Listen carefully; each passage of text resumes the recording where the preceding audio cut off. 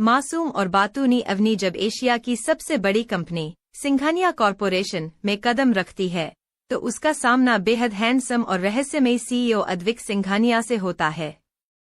अद्विक के गुस्से और अंधेरे अतीत के पीछे एक खौफनाक राज छिपा है। क्या एक मासूम फरिश्ता इस वैम्पायर के दिल को पिघला पाएगी? अरे सारा, प्लीज नहीं। मम्मी रे मर गई। कमरे की शांत हवा में अचानक अवनी की खिलखिलाहट और चीख गूंज उठी। वह बिस्तर पर गोल गोल घूम रही थी और खुद को कंबल में छिपाने की नाकाम कोशिश कर रही थी। लेकिन उसकी बेस्ट फ्रेंड, उसकी जान, सारा मेहरा आज उसे छोड़ने के मूड में बिल्कुल नहीं थी। सारा पूरी ताकत से अवनी के पैरों के तलवों और पेट पर उंगलियां चलाकर उसे गुदगुदी कर रही थी। उठो मेरी कुंभकर्ण की दादी, उठो, सारा ने हंसते हुए और जोर से गुदगुदी करते हुए कहा। आज हमारी जिंदगी का सबसे बड़ा दिन है और तुम यहाँ घोड़े बेचकर सो रही हो। अगर आज इंटरव्यू के लिए लेट हुए ना तो मैं तुम्हारा वो सारा कीमती मेकअप कचरे के डिब्बे में डाल दूंगी। अच्छा। बाबा उठ गई, मेरी माँ उठ गई। अवनी ने हांफते हुए अपने दोनों हाथ हवा में खड़े कर दिए जैसे उसने आत्मसमर्पण कर दिया हो। उसकी बड़ी बड़ी मासूम आंखें नींद के खुमार में भी चमक रही थीं। उसके बिखरे हुए बाल उसके चेहरे पर आ रहे थे जिन्हें उसने झटके से पीछे किया। जैसे ही सारा ने गुदगुदी करना बंद किया, अवनी ने राहत की सांस ली और उठकर बैठ गई। उसने बनावटी गुस्सा दिखाते हुए अपना मुंह फुला लिया। तुम बहुत बुरी हो, सारा। कोई अपनी सगी बहन जैसी सहेली को ऐसे जगाता है क्या? मेरी तो हंसते हंसते जान ही निकल जाती अभी। सारा की हंसी थोड़ी धीमी हुई और उसकी आंखों में एक बेहद खूबसूरत, गहरा प्यार तैर आया। उसने आगे बढ़कर अवनी के गाल को प्यार से खींचा। सगी बहन जैसी नहीं अवनी, तुम मेरी सगी बहन ही हो। और इस अनाथ दुनिया में मेरा तुम्हारे अलावा है ही कौन? यह सुनते ही अवनी के चेहरे का बनावटी गुस्सा गायब हो गया। उसने सारा का हाथ थाम लिया। दोनों की आंखों में एक पल के लिए अतीत की वो परछाइयां लहरा गईं जब वे दोनों अनाथ आश्रम की ठंडी दीवारों के बीच एक दूसरे का संबल बनी थीं। माता पिता का साया क्या होता है यह दोनों में से किसी को नहीं पता था, लेकिन दुनिया के थपेड़ों ने उन्हें एक दूसरे के इतना करीब ला दिया था कि उनके बीच खून के रिश्तों से भी गहरा एक अटूट और पवित्र रिश्ता बन चुका था। दोनों एक दूसरे के लिए जान दे भी सकती थी और ले भी सकती थीं। चलो अब भावुक होना बंद करो और जल्दी से तैयार हो जाओ। सारा ने अवनी के सिर पर हल्की चपत लगाते हुए माहौल को वापस हल्का किया। एशिया की नंबर 1 कंपनी सिंघानिया कॉरपोरेशन हमारा इंतजार कर रही है। आज वहां इंटरव्यू है हमारा। अवनी ने जोश में आकर हवा में मुक्का उछाला। हाँ, आज तो अवनी मल्होत्रा अपनी बातों के जादू से नौकरी पक्की करके ही आएगी। सिंघानिया कॉरपोरेशन, जहां खौफ का राज था। शहर के सबसे पॉश और महंगे इलाके के बीचों बीच स्थित 60 मंजिला वो इमारत किसी अजूबे से कम नहीं थी। कांच और स्टील से बनी सिंघानिया कॉरपोरेशन की यह गगनचुंबी इमारत धूप में चमक रही थी, लेकिन इसके भीतर का माहौल इस चमक से कोसों दूर, बेहद संजीदा और ठंडा था। यह सिर्फ एक कंपनी नहीं, बल्कि एक ऐसा साम्राज्य था जिसकी एक हुकूमत से पूरे एशिया का शेयर बाजार हिल जाता था। सफेद संगमरमर से बने इसके आलीशान लॉबी में कदम रखते ही लोगों की सांसें थम जाती थीं। हर कर्मचारी सीधे तने हुए, बिना कोई आवाज किए अपने काम में मसरूफ था। वहां कोई हंस नहीं रहा था, कोई फालतू बात नहीं कर रहा था।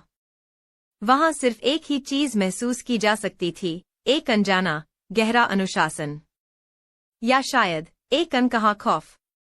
और इस खौफ का केंद्र बिंदु था उस इमारत की सबसे ऊपरी मंजिल पर स्थित पेंट हाउस केबिन। वह केबिन जहां से पूरे साम्राज्य को नियंत्रित किया जाता था। और उस केबिन का मालिक था अद्विक सिंघानिया, अंधेरे का शहंशाह। पेंट हाउस केबिन की विशाल कांच की खिड़की के सामने शहर के विहंगम दृश्य को पीट दिए एक शख्स खड़ा था। हाथ में ब्लैक कॉफी का कप था जिससे हल्का धुआं उठ रहा था। अद्विक सिंघानिया, उम्र लगभग 28 वर्ष, लेकिन उसका रसूख और उसका रुतबा ऐसा था कि बड़े बड़े उम्रदराज बिजनेसमैन भी उसके सामने आने से पहले अपनी उंगलियां चटकाने लगते थे। वह 6 फीट से ज्यादा लंबा था। उसका गठीला और कसरती बदन गहरे काले रंग के अरमानी सूट में पूरी तरह से ढका हुआ था। उसकी बनावट इतनी सटीक थी जैसे किसी मूर्तिकार ने उसे बड़ी फुर्सत से तराशा हो। उसकी तीखी नाक, जॉलाइन और पूरी तरह से सलीके से सेट किए गए काले बाल उसे किसी ग्रीक गॉड जैसा लुक दे रहे थे। वह इतना हैंडसम था कि कोई भी महिला उस पर एक नज़र में दिलहार बैठे। लेकिन उसकी इस जादुई खूबसूरती के पीछे एक ऐसा अंधेरा था जो बेहद खौफनाक था। अद्विक की आंखें सामान्य इंसानों जैसी नहीं थीं। वे गहरी, स्याह और इतनी तीखी थी कि ऐसा लगता था मानो वे सीधे सामने वाले की रूह के पार देख रही हों। उसकी उन आंखों में कोई संवेदना, कोई दया या कोई भावना नहीं थी। वहां सिर्फ एक बर्फीली ठंडक थी। उसका स्वभाव बेहद गुस्सैल, क्रूर और निर्मम था। बिजनेस की दुनिया में उसे द बीस्ट कहा जाता था, क्योंकि वह अपने दुश्मनों को बर्बाद करने में एक पल की भी देरी नहीं करता था। उसका पूरा व्यक्तित्व रहस्यमयी था। वह कभी दिन की रोशनी में आम लोगों की तरह घूमता हुआ नहीं देखा जाता था। उसकी गाड़ियां हमेशा गहरे काले शीशों से ढकी होती थीं। वह कंपनी में भी तभी आता था जब बेहद जरूरी हो, और जब वह आता था तो पूरी इमारत में सन्नाटा पसर जाता था। अद्विक ने कॉफी की एक चुस्की ली। उसकी ठंडी, तीखी निगाहें शहर की सड़कों पर रेंगती गाड़ियों पर टिकी थीं। तभी केबिन का दरवाजा धीरे से खुला। अद्विक के बेहद वफादार कर्मचारी समीर ने अंदर कदम रखा। समीर के चेहरे पर हमेशा रहने वाला तनाव इस वक्त साफ देखा जा सकता था। वह अद्विक के गुस्से से अच्छी तरह वाकिफ था। सर, समीर ने बेहद धीमी और अदब भरी आवाज में कहा। अद्विक मुड़ा नहीं। उसने केवल अपनी गर्दन को थोड़ा सा एंगल दिया। उसकी इस हल्की सी हरकत में भी एक अजीब सा शिकारीपन था, जैसे कोई तेंदुआ अपने शिकार की आहट सुन रहा हो। बोलो, समीर, अद्विक की आवाज कमरे में गूंज उठी। उसकी आवाज गहरी, भारी और बेहद रसीली थी, लेकिन उसमें एक ऐसी कड़कड़ाहट थी जो किसी के भी रीढ़ की हड्डी में सिहरन पैदा कर दे। सर, आज नए इंटर्न्स और जूनियर एसोसिएट्स के इंटरव्यू का दिन है। एचआर विभाग ने शॉर्टलिस्ट किए गए उम्मीदवारों की फाइलें नीचे रखवा ली हैं। क्या आप किसी राउंड में बैठना चाहेंगे? समीर ने सिर झुकाए हुए पूछा। अद्विक ने धीरे से अपनी ब्लैक कॉफी का कप टेबल पर रखा। उसकी उंगलियां लंबी और पीली थीं, और उसकी कलाई पर बंधी महंगी घड़ी की टिक टिक की आवाज भी उस सन्नाटे में साफ सुनी जा सकती थी। समीर, क्या तुम्हें लगता है कि मेरे पास इन मामूली इंसानों के चेहरे देखने का फालतू वक्त है?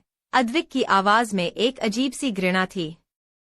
वह इंसानों शब्द पर इस तरह जोर देता था जैसे वह खुद इस प्रजाति का हिस्सा ही न हो। एचआर से कहो कि जो सबसे काबिल हो, सिर्फ उसे ही अंदर रखा जाए। और हाँ, मुझे मेरे काम में कोई बेवकूफ़ी या ढिलाई पसंद नहीं है। अगर किसी ने भी कोई गलती की तो उसे इस कंपनी से नहीं, इस शहर से बाहर फेंक दिया जाएगा। जी सर, बिल्कुल। मैं अभी निर्देश दे देता हूँ, समीर ने जल्दी से कहा और बिना एक पल गवाए उल्टे कदमों से केबिन से बाहर निकल गया। दरवाजा बंद होते ही समीर ने राहत की गहरी सांस ली और अपने माथे का पसीना पोंछा। अद्विक सिंघानिया के कमरे की हवा में कुछ ऐसा था जो किसी का भी दम घोंट सकता था। केबिन के अंदर अद्विक दोबारा खिड़की की तरफ मुड़ गया। अचानक उसकी छाती में एक अजीब सी बेचैनी महसूस हुई। उसके दिल की धड़कन, जो आम तौर पर बेहद धीमी और ठंडी रहती थी, अचानक एक पल के लिए तेज हुई। उसकी तीखी सूंघने की शक्ति ने हवा में एक बेहद हल्की, मीठी और अजीब सी खुशबू को महसूस किया। यह खुशबू किसी महंगे परफ्यूम की नहीं थी। यह खुशबू थी मासूमियत की, चंचलता की, जैसे बारिश की पहली बूंद सूखी मिट्टी पर गिरी हो। अद्विक की आंखें अचानक थोड़ी सी सिकुड़ गईं। उसके चेहरे पर एक हिंसक और हैरान करने वाला भाव आया। उसने अपनी मुट्ठियां भींच लीं। यह कैसी अजीब सी सनसनी है, उसने अपने आप से फुसफुसाते हुए कहा। उसकी आवाज में गुस्सा और अचरज दोनों था। उसे अपनी भावनाओं पर काबू खोना बिल्कुल पसंद नहीं था।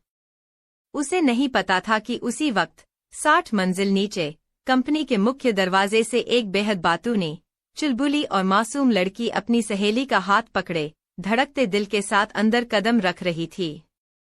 अवनी मल्होत्रा आ चुकी थी। दो अलग अलग दुनिया के लोग, एक मासूम फरिश्ता और एक अंधेरे का राजा, अब एक ही छत के नीचे थे। किस्मत का पहिया घूम चुका था और इस मुलाकात के बाद दोनों की ही जिंदगी हमेशा के लिए बदलने वाली थी। सिंघानिया हवेली शहर के कोलाहल से दूर एक घने जंगल के किनारे स्थित थी। यह हवेली जितनी विशाल थी उतनी ही रहस्यमयी और अंधेरी भी। रात के सन्नाटे में इस हवेली की वास्तुकला किसी प्राचीन यूरोपीय महल जैसी दिखती थी। हवेली के एक बड़े प्राचीन लाइब्रेरी में अद्विक सिंघानिया एक बड़ी सी आराम कुर्सी पर बैठा था। कमरे में केवल फायरप्लेस की आग सुलग रही थी, जिसकी लाल और पीली लपटें दीवारों पर डरावनी परछाइयां बना रही थीं। तभी पुस्तकालय का भारी लकड़ी का दरवाजा खुला। भारी और धीमी कदमों की आवाज के साथ एक बुजुर्ग शख्स अंदर दाखिल हुआ। वे अद्विक के दादाजी थे, सिंघानिया परिवार के सबसे उम्रदराज और रहस्यमयी बुजुर्ग।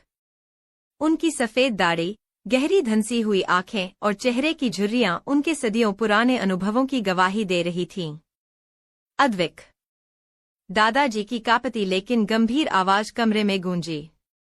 अद्विक ने अपनी आंखें बंद ही रखीं, लेकिन उसकी सुनने की अद्भुत क्षमता ने दादाजी के दिल की हर धड़कन को भांप लिया था। उसने बहुत धीमी आवाज में कहा, दादाजी, इस वक्त आपका जागना किसी बड़ी चिंता का संकेत है। दादाजी अद्विक के करीब आए और उसके कंधे पर अपना सूखा हाथ रखा। उनकी आंखों में एक अनजाना डर था। अद्विक, तुम्हें सचेत करने आया हूं। वह मुंबई आ रहा है। मुझे हमारे गुप्त सूत्रों और हवाओं के रुख से पता चला है कि वह प्राचीन ताकतों का ज्ञाता शहर में कदम रख चुका है। वह कोई साधारण इंसान नहीं है, वह हमारे अस्तित्व के लिए खतरा बन सकता है। तुम्हें अपनी सीमाओं में रहना होगा और अपने शिकार पर काबू पाना होगा। यह सुनकर अद्विक के होठों पर एक क्रूर और बर्फीली मुस्कान तैर गई। उसने अपनी आंखें खोली, जो अलाव की रोशनी में पल भर के लिए गहरी लाल चमक उठीं। वह अपनी जगह से इतनी तेजी से उठा कि सामान्य इंसानी आंखें उसकी रफ्तार को पकड़ भी न पातीं। आने दीजिए उसे, दादाजी, अद्विक की आवाज में अहंकार और क्रूरता कूट-कूट कर भरी थी। सिंघानिया साम्राज्य की सीमा में कदम रखने वाला हर दुश्मन सिर्फ एक चीज बनता है, मेरा शिकार। वह चाहे कितना भी शक्तिशाली क्यों न हो, अद्विक सिंघानिया के सामने उसकी मौत तय है। आप अपनी सेहत का ध्यान रखिए, इन मामूली कीड़े-मकोड़ों की चिंता मुझ पर छोड़ दीजिए। दादाजी ने एक ठंडी सांस ली। वे जानते थे कि अद्विक का गुस्सा और उसका घमंड सातवें आसमान पर है, लेकिन वे यह भी जानते थे कि होनी को टाला नहीं जा सकता। वे बिना कुछ कहे भारी मन से वापस लौट गए। उसी शाम शहर के एक दूसरे कोने में माहौल बिल्कुल अलग था। कोलाबा की चमचमाती और भीड़-भाड़ वाली मार्केट में अवनी और सारा हाथ में हाथ डाले घूम रही थीं। दोनों अपनी नई नौकरियों के इंटरव्यू की तैयारी और तनाव को कम करने के लिए शॉपिंग पर निकली थीं। अवनी, तुम सच में पागल हो चुकी हो, सारा ने अपना सिर पकड़ते हुए कहा, जब उसने देखा कि अवनी एक पुरानी बुक स्टोर से किताबों का 5वां बड़ा बंडल उठाकर बाहर निकल रही थी। अरे सारा, तुम क्या जानो इन किताबों की कीमत? और ये कोई मामूली किताबें नहीं हैं, अवनी ने अपनी बड़ी-बड़ी आंखें चमकाते हुए कहा। उसने गर्व से किताबों के कवर दिखाए, जिन पर चमगादड़, पुराने महल और डरावने चेहरे बने हुए थे। ये सब हॉरर और पैरानॉर्मल रोमांटिक उपन्यास हैं। वैम्पायर्स, चुड़ैलें और अंधेरी दुनिया के राजा। मुझे इनसे प्यार है। सारा ने हंसते हुए अवनी की बाह खींची। हाँ, तुम्हारी तो पूरी दुनिया ही इन ख्याली भूतों और वैम्पायर्स के इर्द गिर्द घूमती है। कोई लड़का पसंद करना हो तो तुम्हें उसमें भी वैम्पायर जैसी खूबियां चाहिए। होश में आओ लड़की, असल दुनिया में ऐसे जीव नहीं होते। अगर कोई असली वैम्पायर तुम्हारे सामने आ गया ना, तो तुम अपनी ये सारी बातूनी जुबान भूलकर सबसे पहले दुम दबाकर भागोगी। अरे ऐसा नहीं है सारा, अवनी ने पाउट करते हुए कहा। अगर मुझे कोई असली वैम्पायर मिला तो मैं डरूंगी नहीं, मैं तो उसकी दोस्त बन जाऊंगी। सोचो कितना कूल होगा ना, एक हैंडसम अमर प्राणी जो सिर्फ मुझसे प्यार करे। तुम सुधरने वाली नहीं हो, सारा ने मुस्कुराते हुए कहा। चलो अब जल्दी, बहुत रात हो गई है। मुझे कुछ कपड़े भी देखने हैं, तुम यहीं पास वाले कैफे में मेरा इंतजार करो, मैं बस 20 मिनट में आई। ठीक है, मेरी शॉपिंग तो हो गई। मैं इस गली के नुक्कड़ पर जो छोटा सा पार्क है, वहीं बैठकर अपनी नई किताब का पहला चैप्टर पढ़ती हूँ, अवनी ने चहकते हुए कहा। समय तेजी से बीता।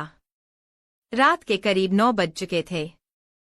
मार्केट की मुख्य सड़क पर तो चहल पहल थी, लेकिन उससे सटे हुए अंदरूनी इलाके और संकरी गलियां पूरी तरह सुनसान हो चुकी थीं। आसमान में काले बादलों ने चांद को ढक लिया था, जिससे चारों तरफ एक डरावना अंधेरा पसर गया था। उसी अंधेरी और सुनसान गली में एक अधेड़ उम्र का आदमी बदहवास भागा जा रहा था। उसका शर्ट फटा हुआ था, माथे से पसीना बह रहा था और उसकी आंखों में साक्षात मौत का खौफ था। वह बार बार पीछे मुड़कर देख रहा था, जैसे कोई अदृश्य साया उसका पीछा कर रहा हो। बचाओ! कोई है? मुझे बचाओ! वह आदमी हांफते हुए चिल्लाया, लेकिन उसकी आवाज सुनसान दीवारों से टकराकर वापस आ गई। अचानक उसके सामने की सड़क की स्ट्रीट लाइट टिमटिमाई और बुझ गई। हवा बर्फीली ठंडी हो गई। उस आदमी के कदम वहीं जम गए। उसके ठीक सामने अंधेरे से निकलकर एक रहस्यमयी शख्स आकर खड़ा हो गया। वह शख्स गहरे काले लंबे कोट में था। उसका चेहरा धुंधला था, लेकिन उसकी आंखें अंधेरे में बिल्ली की तरह चमक रही थीं। प्लीज, मुझे छोड़ दो। मैंने कुछ नहीं किया। उस आदमी ने गिड़गिड़ाते हुए अपने हाथ जोड़ लिए। लेकिन उस रहस्यमयी शख्स के चेहरे पर कोई भाव नहीं था। उसने एक पल की भी देरी नहीं की। उसकी रफ्तार इतनी तेज थी कि हवा में एक सरसराहट हुई और अगले ही पल वह उस आदमी के बिल्कुल सामने था। उसने एक मजबूत हाथ से उस आदमी का गला दबोच लिया और उसे जमीन से ऊपर उठा दिया। आदमी का दम घुटने लगा, वह हवा में पैर मारने लगा। तभी उस रहस्यमयी शख्स ने अपने होंठ खोले। उसके मुंह से 2 बेहद नुकीले और डरावने दांत बाहर निकल आए। उसकी आंखों का रंग पूरी तरह से खूनी लाल हो गया। वह कोई साधारण इंसान नहीं था, बल्कि एक खूंखार वैम्पायर था। उसने क्रूरता से अपने नुकीले दांत उस आदमी की गर्दन में गड़ा दिए। गली में एक दिल दहला देने वाली चीख गूंजने ही वाली थी, लेकिन उस प्राणी ने आदमी का मुंह बंद कर दिया। वैम्पायर बड़ी बेरहमी से उस आदमी का खून चूसने लगा। जैसे जैसे खून वैम्पायर के शरीर में जा रहा था, उस आदमी का शरीर धीरे धीरे सूखने लगा, उसकी त्वचा पीली और बेजान होने लगी। यह दृश्य किसी भी इंसान का दिल दहलाने के लिए काफी था। लेकिन सबसे भयानक बात इसके बाद हुई। जैसे ही वैम्पायर ने उस आदमी के शरीर से आखिरी बूंद खून भी सोख लिया, उस आदमी का बेजान शरीर धीरे धीरे सुलगने लगा। बिना किसी आग के उसका मांस और हड्डियां नीली लपटों में बदलने लगीं और देखते ही देखते वह पूरा इंसान राख के एक ढेर में तब्दील हो गया। हवा का एक झोंका आया और वह राख हवा में। पार्क की बेंच पर बैठी अवनी को सारा का इंतजार करते हुए काफी देर हो चुकी थी। वह बोर होने लगी थी, इसलिए उसने सोचा कि वह खुद ही मुख्य सड़क की तरफ चली जाए। अपनी किताबों का भारी थैला संभाले वह उसी सुनसान गली के पास से गुजर रही थी, जब उसने एक दबी हुई चीख और अजीब सी आवाजें सुनी। जिज्ञासावश और अपने चुलबुले स्वभाव के कारण अवनी के कदम उस अंधेरी गली की तरफ बढ़ गए।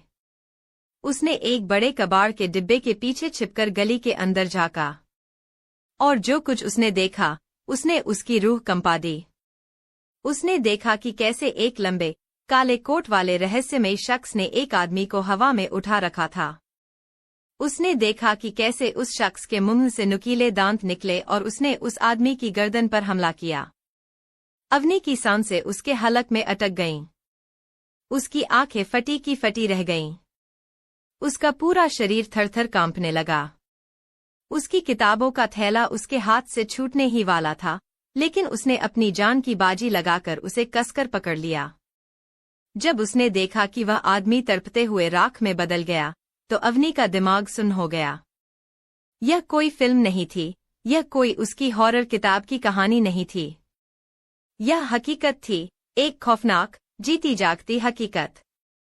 उसके सामने एक असली वैम्पायर खड़ा था, जिसने एक इंसान को पल भर में राख बना दिया था। डर के मारे अवनी के मुंह से एक हल्की सी सिसकी निकल गई। अंधेरे में खड़े उस वैम्पायर के कान चौकन्ने हुए। उसने अपनी गर्दन को उसी शिकारी अंदाज में घुमाया जिस तरफ अवनी छिपी थी। उसकी लाल, चमकदार आंखें सीधे उस कबाड़ के डिब्बे की तरफ देखने लगीं। अवनी समझ गई कि अगर वह एक सेकंड भी और वहां रुकी, तो अगला राख का ढेर उसी का होगा। वह पीछे मुड़ी और अपनी पूरी ताकत से भागने लगी। डर के मारे उसके पैर लड़खड़ा रहे थे, लेकिन उसने पीछे मुड़कर नहीं देखा। वह भागती हुई मुख्य सड़क पर आई, जहां भीड़ देखकर उसकी जान में जान आई। उसी वक्त सारा भी उसे ढूंढते हुए वहां पहुंच गई। अवनी, तुम इतनी हांफ क्यों रही हो? और तुम्हारा चेहरा इतना सफेद क्यों पड़ गया है? सारा ने घबराकर पूछा। सारा, घर चलो, प्लीज, अभी घर चलो। अवनी की आवाज कांप रही थी, वह रोने की कगार पर थी। सारा ने अवनी की यह हालत पहले कभी नहीं देखी थी। उसने बिना कोई सवाल किए एक ऑटो रिक्शा रोका और दोनों तुरंत अपने फ्लैट के लिए निकल गईं। घर पहुंचते ही अवनी ने तड़ाक से दरवाजा बंद किया और उसमें 3-4 लॉक लगा दिए। वह भागती हुई अपने कमरे में गई और बिस्तर पर बैठकर कंबल को अपने सिर तक ओढ़ लिया। वह कंबल के अंदर ठिठुर रही थी, उसका दिल किसी एक्सप्रेस ट्रेन की तरह धड़क रहा था। उसकी आंखों के सामने बार बार वही खूनी मंजर और वह राख का ढेर आ रहा था। अपनी जिन हॉरर किताबों से वह प्यार करती थी, आज वही किताबें फर्श पर बिखरी पड़ी थी और अवनी डर के मारे अपनी आंखें बंद किए खुद को छिपाने की नाकाम कोशिश कर रही थी। उसे लग रहा था कि वह खौफनाक साया कभी भी उसका दरवाजा तोड़कर अंदर आ सकता है। उसकी जिंदगी की सबसे भयानक रात शुरू हो चुकी थी। बिस्तर के कोने में सिमटी हुई अवनी की पूरी रात जागते हुए बीती थी। बाहर सुबह की हल्की किरणें खिड़की के पर्दों को चीरकर कमरे में आ रही थी, लेकिन अवनी के मन का अंधेरा छटने का नाम नहीं ले रहा था। उसका शरीर अभी भी कल रात के खौफ से कांप रहा था। अचानक अवनी की नजर कमरे के कोने में गई। उसने चौंक कर चारों तरफ देखा। उसकी सांसें एक बार फिर तेज होने लगीं। मेरी किताबें कहाँ हैं? उसने खुद से फुसफुसाते हुए पूछा। उसने अपने दोनों हाथों से अपना सिर पकड़ लिया। उसका दिमाग तेजी से कल रात की घटनाओं को याद करने लगा। जब वह उस खौफनाक मंजर को देखकर अपनी जान बचाकर भागी थी, तो मुख्य सड़क पर आने से पहले वह एक छोटे से ढाबे के पास रुकी थी, जहां उसने सारा का इंतजार करते हुए अपनी सांसें काबू में करने की कोशिश की थी। वह अपनी हॉरर किताबों का वो कीमती थैला, जिसे वह अपनी जान से ज्यादा मानती थी, उसी ढाबे की बेंच पर भूल आई थी। लेकिन इस वक्त उसे किताबों के खोने से ज्यादा इस बात का डर सता रहा था कि कहीं उस खौफनाक प्राणी को उसकी किताबों के थैले से उसका कोई सुराग न मिल जाए।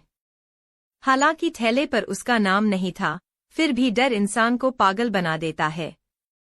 अवनी ने कंबल को और कसकर ओढ़ लिया। उसका दिल जोर जोर से धड़क रहा था।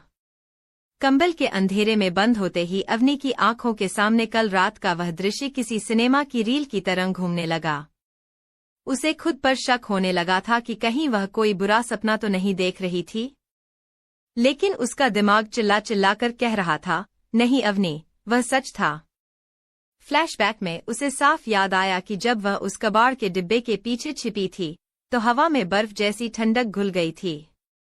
उसने अपनी आंखों से देखा था कि उस लंबे काले कोट वाले शख्स के हाथ सामान्य इंसानों जैसे नहीं थे, उसकी उंगलियां लंबी थीं और नाखून पहने थे।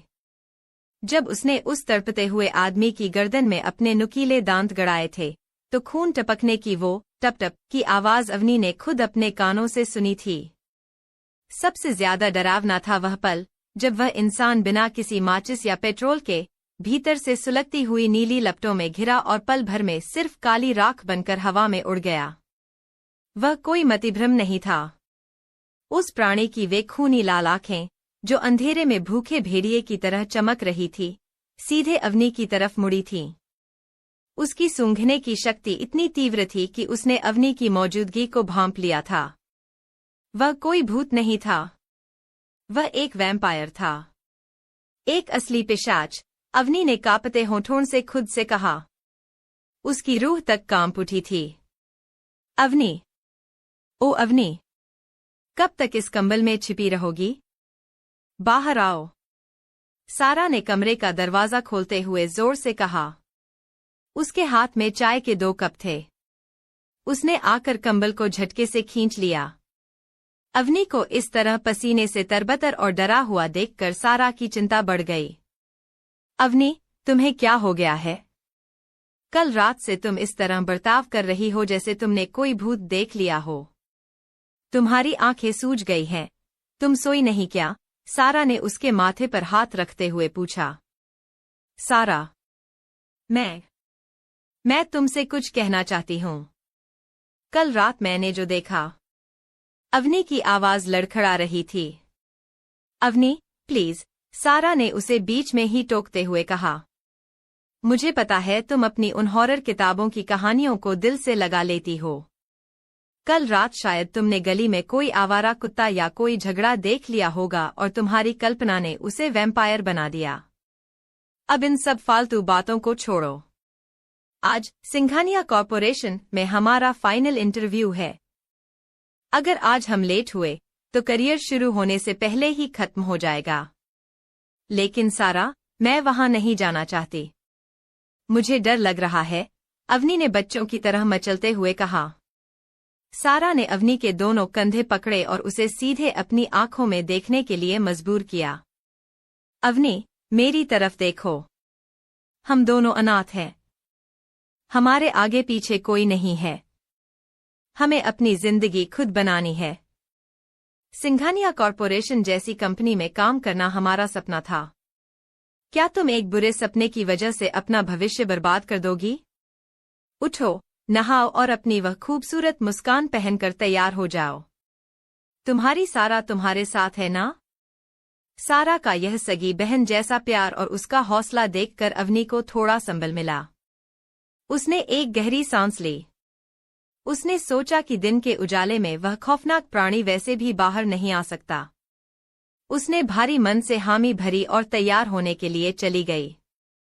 उसी सुबह सिंघानिया कॉरपोरेशन की आलीशान और ठंडी इमारत के 60वें फ्लोर पर माहौल हमेशा की तरह तनावपूर्ण था। कबीर सिंघानिया, जो अद्विक का छोटा भाई था, लिफ्ट से बाहर निकला। कबीर स्वभाव से थोड़ा चुलबुला और मजाकिया था, हालांकि वह अपने बड़े भाई अद्विक के गुस्से से बेहद डरता था। कबीर सीधे अद्विक के पेंट हाउस केबिन की तरफ बढ़ा। उसने बिना नॉक किए दरवाजा खोला। भाई, गुड मॉर्निंग। आज तो मौसम बड़ा सुहाना। कबीर के शब्द उसके हलक में ही फंस गए। केबिन के अंदर का तापमान बाहर से कहीं ज्यादा ठंडा था। अद्विक खिड़की के पास खड़ा था, लेकिन आज उसके चेहरे पर हमेशा रहने वाला वह शांत, क्रूर अनुशासन नहीं था। उसकी आंखें थोड़ी लाल थीं और उसके चेहरे पर एक अजीब सी बेचैनी थी। वह बार बार अपनी कलाई की घड़ी देख रहा था। तुम यहाँ क्या कर रहे हो, कबीर? अद्विक की आवाज में हमेशा से ज्यादा कड़वाहट और भारीपन था। कबीर थोड़ा सहम गया। उसने कदम पीछे हटाए। भाई, मैं तो बस बिजनेस डील की फाइलें देने आया था। लेकिन आप ठीक तो हैं ना? आपका बर्ताव कुछ अजीब लग रहा है। ऐसा लग रहा है जैसे आपकी नींद पूरी नहीं हुई, या फिर आप किसी चीज का इंतजार कर रहे हैं। अद्विक ने कबीर को एक ऐसी तीखी और जानलेवा नजर से देखा कि कबीर ने तुरंत अपने मुंह पर हाथ रख लिया। अद्विक असल में उस अनोखी, मीठी खुशबू को दोबारा महसूस करने के लिए बेचैन था जो उसने कल महसूस की थी। उसे लग रहा था कि वह खुशबू आज फिर उसके करीब आने वाली है, लेकिन वह यह बात कबीर को नहीं बता सकता था। फाइलें टेबल पर रखो और यहाँ से दफा हो जाओ, कबीर। मुझे अपने काम में कोई दखलंदाजी बर्दाश्त नहीं है, अद्विक ने गुर्राते हुए कहा। कबीर ने चुपचाप फाइलें रखीं और बिना कोई और मजाक किए केबिन से बाहर भाग गया। कबीर के जाने के कुछ ही देर बाद केबिन का निजी दरवाजा, जो सीधे हवेली के गुप्त रास्ते से जुड़ता था, खुला। दादाजी अंदर दाखिल हुए। आज उनके हाथ में एक पुरानी चमड़े की जिल्द वाली किताब थी। उनके चेहरे पर कल रात से भी ज्यादा गहरी चिंता की लकीरें थीं। अद्विक, मैं यहाँ तुम्हें यह बताने आया हूँ कि तुम्हारे जीवन का वो समय आ चुका है जहाँ तुम्हें एक सही फैसला लेना होगा, दादाजी ने गंभीर आवाज में कहा। अद्विक ने बिना मुड़े कहा, दादाजी, मैंने कल रात ही आपसे कहा था कि मुझे किसी दुश्मन का डर नहीं है। यह दुश्मन के बारे में नहीं है, अद्विक। यह तुम्हारे अस्तित्व को बचाए रखने के बारे में है। दादाजी उसके करीब आए। हमारी प्रजाति का नियम है, जब हमारी ताकतें बेकाबू होने लगें, जब हमारे भीतर का अंधेरा हमें निगलने लगे, तो हमें एक सहारे की जरूरत होती है। तुम्हें शादी कर लेनी चाहिए, अद्विक। तुम्हें एक ऐसी जीवन संगिनी ढूंढनी होगी जो तुम्हारे इस खूंखार और क्रूर रूप को शांत कर सके, जो तुम्हें पूरी तरह से नष्ट होने से बचा सके। यह सुनते ही अद्विक के भीतर का बीस्ट जाग उठा। वह तेजी से मुड़ा, उसकी आंखों में क्रूरता का सैलाब था। शादी? एक जीवन संगिनी, अद्विक की आवाज में नफरत घुली हुई थी। दादाजी, आप भूल रहे हैं कि मैं क्या हूं। मैं अद्विक सिंघानिया हूं। मैं किसी कमजोर इंसान या किसी औरत के सहारे अपनी जिंदगी नहीं चला सकता। मेरा दिल पत्थर का है और उसमें किसी के लिए कोई जगह नहीं है। मुझे शांत करने की कोशिश करने वाला खुद तबाह हो जाएगा। मैं इस शादी के विचार को सिरे से खारिज करता हूं। मुझे किसी सहारे की जरूरत नहीं है। दादाजी ने अद्विक के इस घमंड और गुस्से को देखा।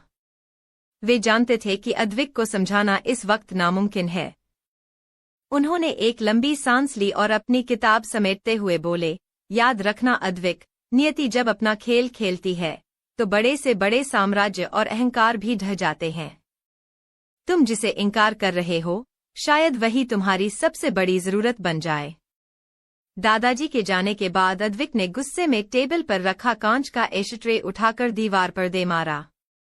वह टुकड़ों में बिखर गया। वह इस बात से अनजान था कि जिस एंकर की बात दादाजी कर रहे थे, वह इस वक्त सिंघानिया कॉरपोरेशन की लिफ्ट में सवार होकर उसी की तरफ बढ़ रही थी। किस्मत ने अपना जाल बुन दिया था।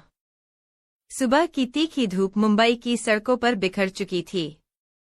ऑटो रिक्शा की सुनसान रफ्तार के बीच अवनी का दिल अभी भी कल रात के खौफनाक मंजर को याद करके बुरी तरह धड़क रहा था। सारा ने उसका हाथ कसकर थाम रखा था और उसे बार बार भरोसा दिला रही थी कि सब ठीक हो जाएगा। भैया, थोड़ा जल्दी चलो ना, हमारा इंटरव्यू है, सारा ने ऑटो वाले से कहा। तभी सिंघानिया कॉरपोरेशन की गगनचुंबी इमारत से कुछ ही दूरी पर मुख्य सड़क के चौराहे पर अचानक एक चीख गूंजी। ट्रैफिक सिग्नल अभी खुला ही था और गाड़ियां तेजी से आगे बढ़ रही थीं। उसी वक्त एक छोटा बच्चा, शायद 5 या 6 साल का, अपनी मां का हाथ छुड़ाकर सड़क के बीचों बीच अपनी गिरी हुई गेंद उठाने के लिए दौड़ गया। दूसरी तरफ से एक तेज रफ्तार काली एसयूवी कार हॉर्न बजाती हुई उसी की तरफ आ रही थी।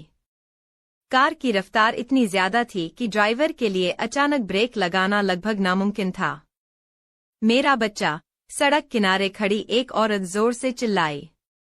लोग स्तब्ध खड़े थे, किसी को कुछ समझ नहीं आ रहा था। अवनी ने जैसे ही यह देखा, उसके भीतर का सारा डर, सारा संकोच पल भर में गायब हो गया। एक मासूम की जान खतरे में देखकर उसका चुलबुला लेकिन साहसी दिल जाग उठा। उसने बिना एक पल गवाए चलते ऑटो से छलांग लगा दी। अवनी, नहीं, रुको, सारा पीछे से चिल्लाई, लेकिन तब तक देर हो चुकी थी। अवनी हवा की रफ्तार से सड़क पर दौड़ी। कार बच्चे से महज कुछ फीट की दूरी पर थी जब अवनी ने आगे बढ़कर बच्चे को अपनी बाहों में समेटा और सड़क के दूसरी तरफ फुटपाथ पर छलांग लगा दी।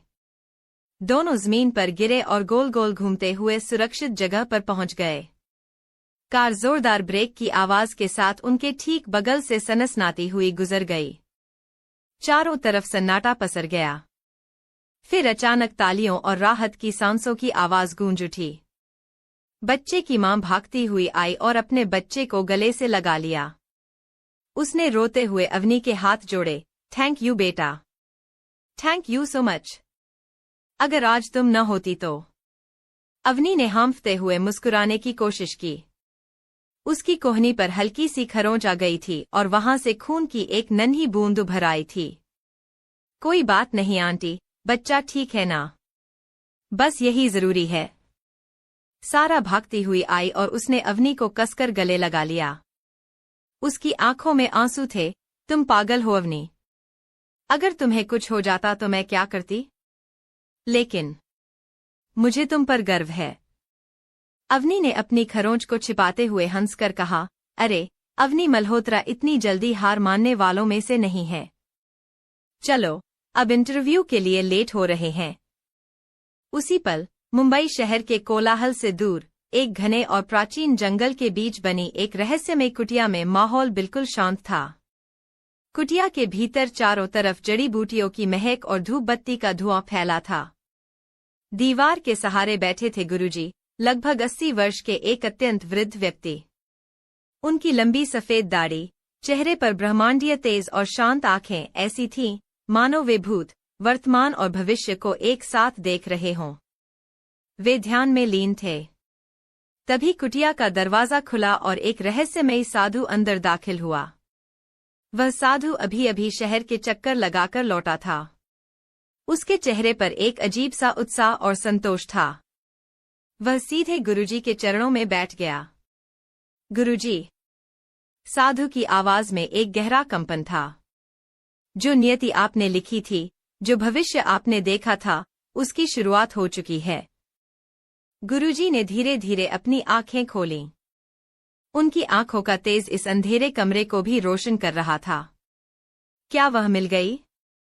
हाँ, गुरुजी, साधु ने हाथ जोड़ते हुए कहा। उसने उसे देख लिया है। कल रात उस अंधेरे साये ने अपनी सीमाओं को लांघा था और उसी वक्त उस मासूम फरिश्ते ने उसकी क्रूरता का वो खौफनाक रूप अपनी आंखों से देखा। और आज सुबह उस लड़की ने अपनी जान की परवाह न करते हुए एक बच्चे को बचाया है। उसके भीतर का प्रकाश अद्भुत है। अब दोनों एक ही छत के नीचे पहुंचने वाले हैं। अब सब कुछ बदलने वाला है, गुरुजी। गुरुजी के चेहरे पर एक रहस्यमयी और गहरी मुस्कान तैर गई। उन्होंने अपने कमंडल से थोड़ा सा जल अपनी हथेली पर लिया। अंधेरा चाहे कितना भी गहरा और घमंडी क्यों न हो, जब एक शुद्ध और पवित्र आत्मा उसके जीवन में प्रवेश करती है, तो विनाशकारी ताकतों को भी झुकना पड़ता है। अद्विक सिंघानिया का अहंकार अब टूटने की कगार पर है। खेल शुरू हो चुका है। शॉपिंग के कपड़ों में सजी, धड़कते दिलों के साथ अवनी और सारा आखिरकार सिंघानिया कॉरपोरेशन की विशाल कांच की इमारत के सामने खड़ी थीं। लॉबी में कदम रखते ही अवनी को एक अजीब सी घबराहट महसूस हुई। यहाँ की ठंडी हवा और कड़ा अनुशासन उसे कल रात की उस बर्फीली गली की याद दिला रहा था। वे दोनों मुख्य रिसेप्शन डेस्क पर पहुंचीं। वहां बैठी एक सलीके से तैयार रिसेप्शनिस्ट ने उन्हें ऊपर से नीचे तक देखा और फिर कंप्यूटर पर उनके नाम चेक किए। अवनी मल्होत्रा और सारा मेहरा, रिसेप्शनिस्ट ने पेशेवर आवाज में पूछा। जी हाँ, सारा ने आत्मविश्वास से कहा, जबकि अवनी चुपचाप खड़ी चारों तरफ देख रही थी। रिसेप्शनिस्ट ने 2 अलग अलग पास निकाले और उन्हें थमा दिए। मिस सारा मेहरा, आपका इंटरव्यू 25वें फ्लोर पर एचआर मैनेजर के साथ है। आप लिफ्ट नंबर 3 का इस्तेमाल कर सकती हैं। और मिस अवनी मल्होत्रा, आपका नाम थोड़ा अलग लिस्ट में है। आपको सीधे 60वें फ्लोर पर जाना होगा। वहां एग्जीक्यूटिव विंग में आपका इंटरव्यू होगा। क्या? 60वां फ्लोर? अवनी का गला सूख गया। 60वीं मंजिल यानी इस साम्राज्य का सबसे ऊपरी हिस्सा, जिसके बारे में उसने सुना था कि वहां कोई आम इंसान कदम भी नहीं रख सकता। सारा। अवनी ने डरते हुए सारा का हाथ पकड़ा। तुम मुझे अकेले छोड़कर जा रही हो? मुझे डर लग रहा है। सारा ने मुस्कुराते हुए उसके गाल थपथपाए। अरे बुद्धू, डर क्यों रही हो? यह एशिया की सबसे बड़ी कंपनी है, यहाँ कोई तुम्हें खा थोड़ी जाएगा। ऑल द बेस्ट, अपनी बातों के जादू से सबको इम्प्रेस कर देना। नीचे कैफे में मिलते हैं। सारा लिफ्ट नंबर 3 की तरफ बढ़ गई। अवनी ने एक गहरी सांस ली और भारी कदमों से उस वीआईपी लिफ्ट की तरफ बढ़ी जो सीधे 60वें फ्लोर पर जाती थी। लिफ्ट बिना कोई आवाज किए 60वीं मंजिल पर रुकी। जैसे ही लिफ्ट के दरवाजे खुले, अवनी के सामने एक बेहद आलीशान, शांत और गहरा कॉरिडोर था। वहां पूरी तरह सन्नाटा था। न कोई कर्मचारी, न कोई आवाज। अवनी आगे बढ़ी। गलियारे के अंत में एक विशाल, महोगनी की लकड़ी का डबल डोर दरवाजा था, जिस पर सुनहरे अक्षरों में कुछ लिखा था। अवनी घबराहट में पढ़ नहीं पाई कि वहां सीईओ प्राइवेट लिखा था। उसे लगा कि यही इंटरव्यू रूम होगा। उसने कांपते हाथों से दरवाजे के हैंडल को घुमाया और धीरे से अंदर कदम रख दिया। केबिन के अंदर का नजारा देखकर वह दंग रह गई। वह एक बहुत बड़ा पेंट हाउस केबिन था, जहां कांच की बड़ी बड़ी खिड़कियों से पूरा मुंबई शहर दिखाई दे रहा था। कमरे में रोशनी बहुत कम थी, केवल खिड़की से आती हल्की धूप फर्श पर पड़ रही थी। कमरे के बीचों बीच, पीठ घुमाए एक शख्स खड़ा था। उसका लंबा, गठीला बदन और गहरे काले अरमानी सूट का वह अंदाज। अवनी के पैर वहीं जम गए। उसका दिल इतनी जोर से धड़का कि उसे लगा उसकी छाती फट जाएगी। तभी वह शख्स धीरे से मुड़ा। जैसे ही अद्विक सिंघानिया का चेहरा अवनी के सामने आया, अवनी की आंखों के सामने कल रात का वो खौफनाक मंजर तैर गया। वही तीखा मजबूत जबड़ा, वही अभिमानी और क्रूर रूप, और सबसे बढ़कर वे गहरी, स्या आंखें जो रूह को कंपा देती थीं। भले ही इस वक्त अद्विक के मुंह से नुकीले दांत नहीं निकले थे और उसकी आंखें लाल नहीं थीं, लेकिन अवनी का अंतर्मन चिल्ला उठा। यह तो वही है, कल रात वाला वैम्पायर, अवनी ने मन में सोचा। डर के मारे अवनी का रंग पूरी तरह सफेद पड़ गया। उसके हाथ से उसकी फाइल छूटकर फर्श पर गिर गई और सारे कागजात बिखर गए। वह पीछे हटने लगी, लेकिन उसका पैर एक सोफे से टकराया और वह गिरने ही वाली थी। इससे पहले कि अवनी जमीन पर गिरती, हवा में एक तेज सरसराहट हुई। अद्विक अपनी जगह से इतनी अमानवीय रफ्तार से हिला कि पलक झपकते ही वह अवनी के बिल्कुल सामने था। उसने अपनी मजबूत और लंबी बाह अवनी की कमर के गिर्द लपेट दी और उसे गिरने से बचा लिया। अवनी सीधे अद्विक की चौड़ी छाती से जा टकराई। इस नजदीकी ने दोनों के बीच के समय को जैसे वहीं रोक दिया। जैसे ही अद्विक ने अवनी को छुआ, उसके पूरे शरीर में बिजली का एक जोरदार झटका लगा। उसके शरीर की वो बर्फीली ठंडक, जो सदियों से वैसी ही थी, अचानक अवनी की छुअन से पिघलने लगी। और सबसे बड़ी बात, अद्विक की नाक में वही मीठी, शुद्ध और मासूम खुशबू गहराई से समा गई, जिसके लिए वह कल रात से बेचैन था। उसने नीचे अपनी बाहों में बंधी लड़की को देखा। अवनी की बड़ी बड़ी, हिरनी जैसी मासूम आंखें खौफ के मारे पूरी तरह खुली हुई थीं। उसके गुलाबी होंठ कांप रहे थे और उसकी लंबी पलकें आंसुओं से नम थीं। उसकी कोहनी पर लगी वो छोटी सी खरोंच और उससे निकलते खून की महक सीधे अद्विक के दिमाग पर हावी होने लगी। लेकिन अजीब बात यह थी कि उस खून को देखकर अद्विक के भीतर का बीस्ट उसे मारने के लिए नहीं, बल्कि उस पर अपना सब कुछ न्योछावर करने के लिए मचल उठा। अद्विक, जो कभी किसी इंसान के सामने नहीं झुका, जिसका दिल पत्थर का था, वह इस लड़की की मासूमियत और खूबसूरती को देखकर पूरी तरह स्तब्ध रह गया। वह उसकी तरफ एक चुंबकीय आकर्षण से खींचा चला जा रहा था। उसकी आंखें अवनी के चेहरे पर टिक गईं। तुम कौन हो? अद्विक की गहरी, भारी आवाज कमरे में गूंजी, लेकिन इस बार उस आवाज में क्रूरता नहीं, बल्कि एक अजीब सी बेबसी और कशिश थी। अवनी डर के मारे कुछ बोल नहीं पा रही थी। वह साक्षात मौत की बाहों में थी, लेकिन उस मौत की आंखों में इस वक्त एक ऐसा जादू था, जो उसे सम्मोहित कर रहा था। दो अलग अलग दुनिया के जीवों का पहला मिलन हो चुका था और अब पीछे हटने का कोई रास्ता नहीं था। अद्विक की मजबूत बाहों की गिरफ्त में जकड़ी अवनी का दिल किसी पिंजरे में बंद पंछी की तरह फड़फड़ा रहा था। उसके केबिन की ठंडी, भारी हवा और अद्विक के शरीर से निकलती बर्फीली कशिश अवनी के दिमाग को सुन्न कर रही थी। वह अपनी आंखों के सामने कल रात का वो खौफनाक मंजर देख सकती थी, जहां एक जीता जागता इंसान पल भर में राख का ढेर बन गया था। और आज वह खुद उसी दरिंदे की बाहों में थी। अद्विक की गहरी, स्याह आंखें अवनी के चेहरे पर टिक गईं। उसकी तीखी नाक अवनी की कोहनी से बहती खून की उस नन्ही बूंद की महक को सूंघ रही थी। वह खुशबू अद्विक के सदियों पुराने संयम को पल भर में राख कर रही थी। उसके भीतर का वैम्पायर जाग चुका था, उसकी आंखों में धीरे धीरे एक खूनी लाल रंग उतरने लगा था। छोड़ो मुझे। अवनी के कांपते हुए होंठों से बहुत मुश्किल से आवाज निकली। उसने अपनी दोनों हथेलियां अद्विक की सख्त छाती पर टिका दी और उसे पीछे धकेलने की नाकाम कोशिश करने लगी। लेकिन अद्विक 1 इंच भी अपनी जगह से नहीं हिला। उसकी पकड़ अवनी की पतली कमर पर और मजबूत हो गई। उसकी आंखें अवनी के कांपते गुलाबी होंठों और उसकी सुराहीदार गर्दन पर टिक गई थी, जहां नीली नसें साफ दिखाई दे रही थीं। डर के मारे अवनी का दिमाग पूरी तरह काम करना बंद कर चुका था। उसने अपनी हॉरर किताबों में पढ़ा था कि वैम्पायर्स को इंसानी खून की कितनी भूख होती है। उसने रोते हुए बच्चों की तरह मासूमियत से गिड़गिड़ाना शुरू कर दिया, प्लीज मुझे मत मारो। मेरा खून बहुत गंदा है। मैं बहुत जंक फूड खाती हूँ, मोमोज खाती हूँ, तीखा खाती हूँ। मेरा खून बिल्कुल मीठा नहीं है, बहुत कड़वा है। तुम्हें बिल्कुल मजा नहीं आएगा। प्लीज मुझे छोड़ दो।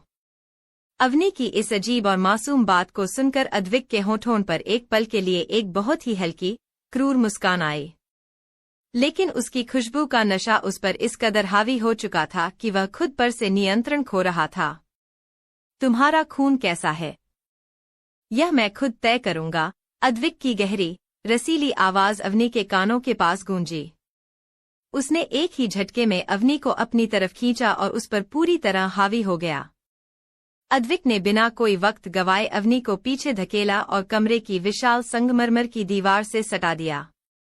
अवनी की पीठ खंडी दीवार से टकराई और इससे पहले कि वह चीख पाती, अद्विक ने अपने दोनों हाथ उसकी गर्दन के दोनों तरफ दीवार पर टिका दिए। उसने अवनी को पूरी तरह से अपने शरीर के घेरे में कैद कर लिया था। अवनी ने डर के मारे अपनी आंखें कसकर बंद कर लीं। वह जानती थी कि अब उसकी मौत तय है।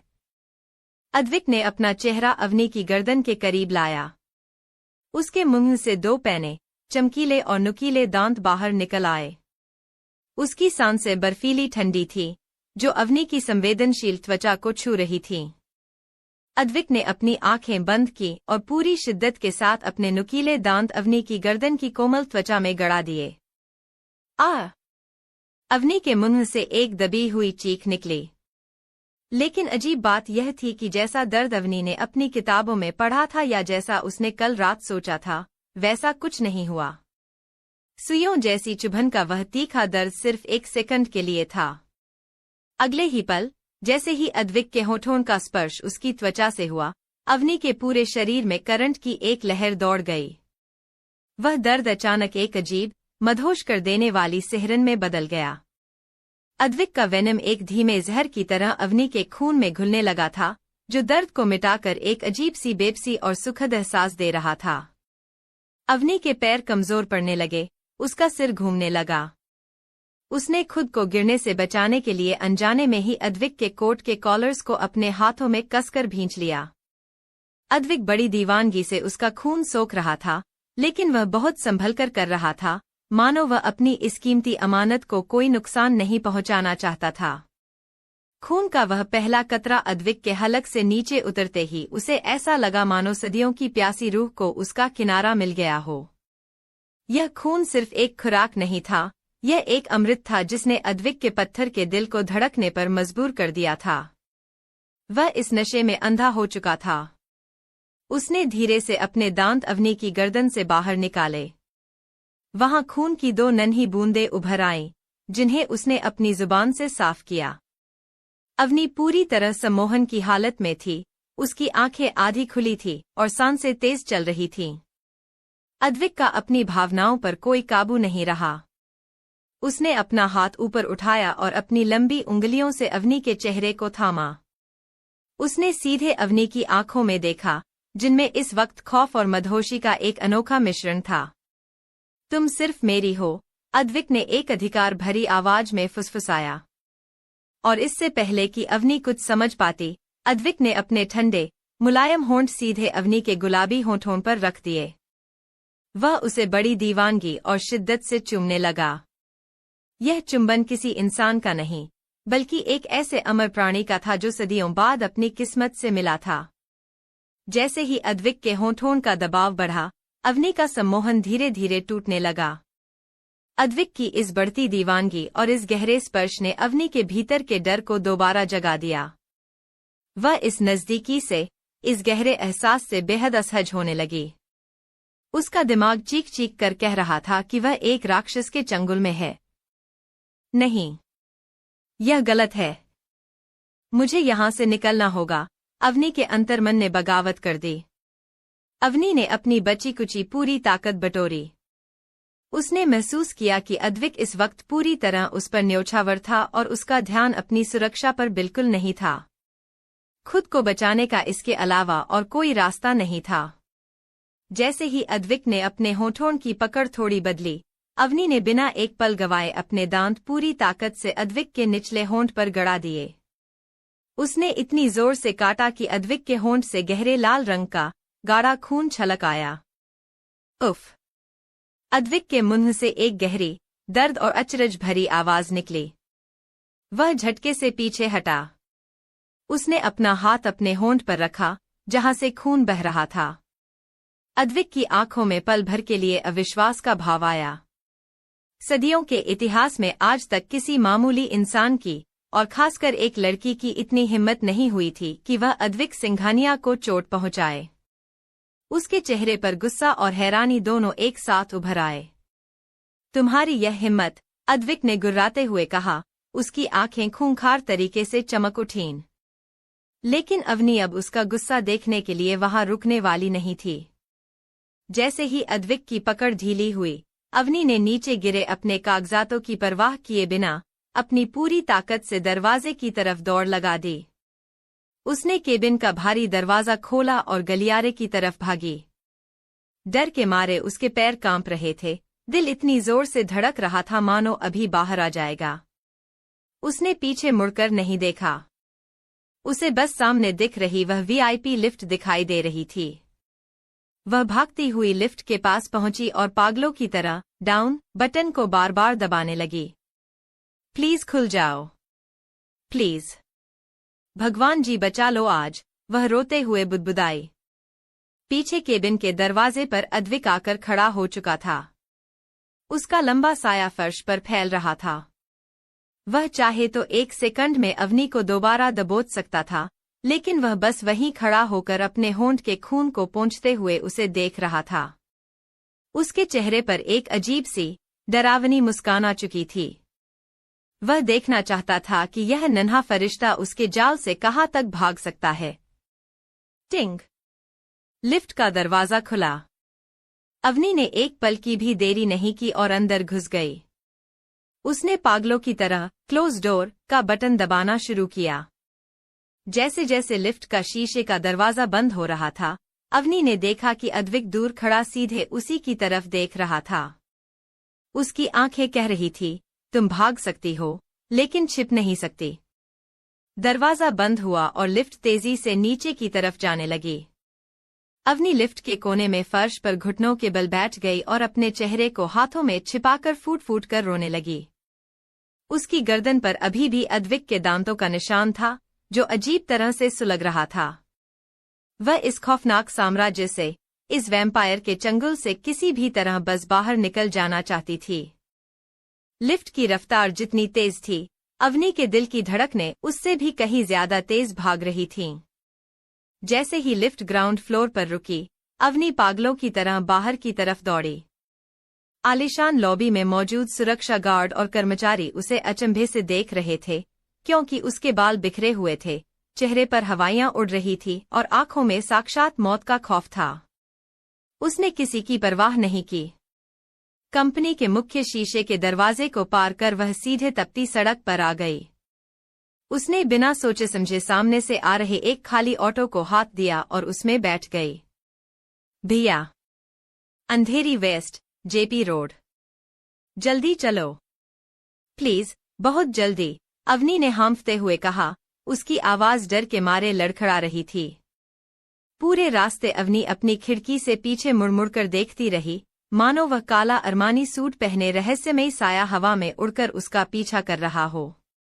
उसकी गर्दन पर जहां अद्विक ने बाइट किया था, वहां अब भी एक हल्की सी मीठी सिहरन और गर्माहट महसूस हो रही थी।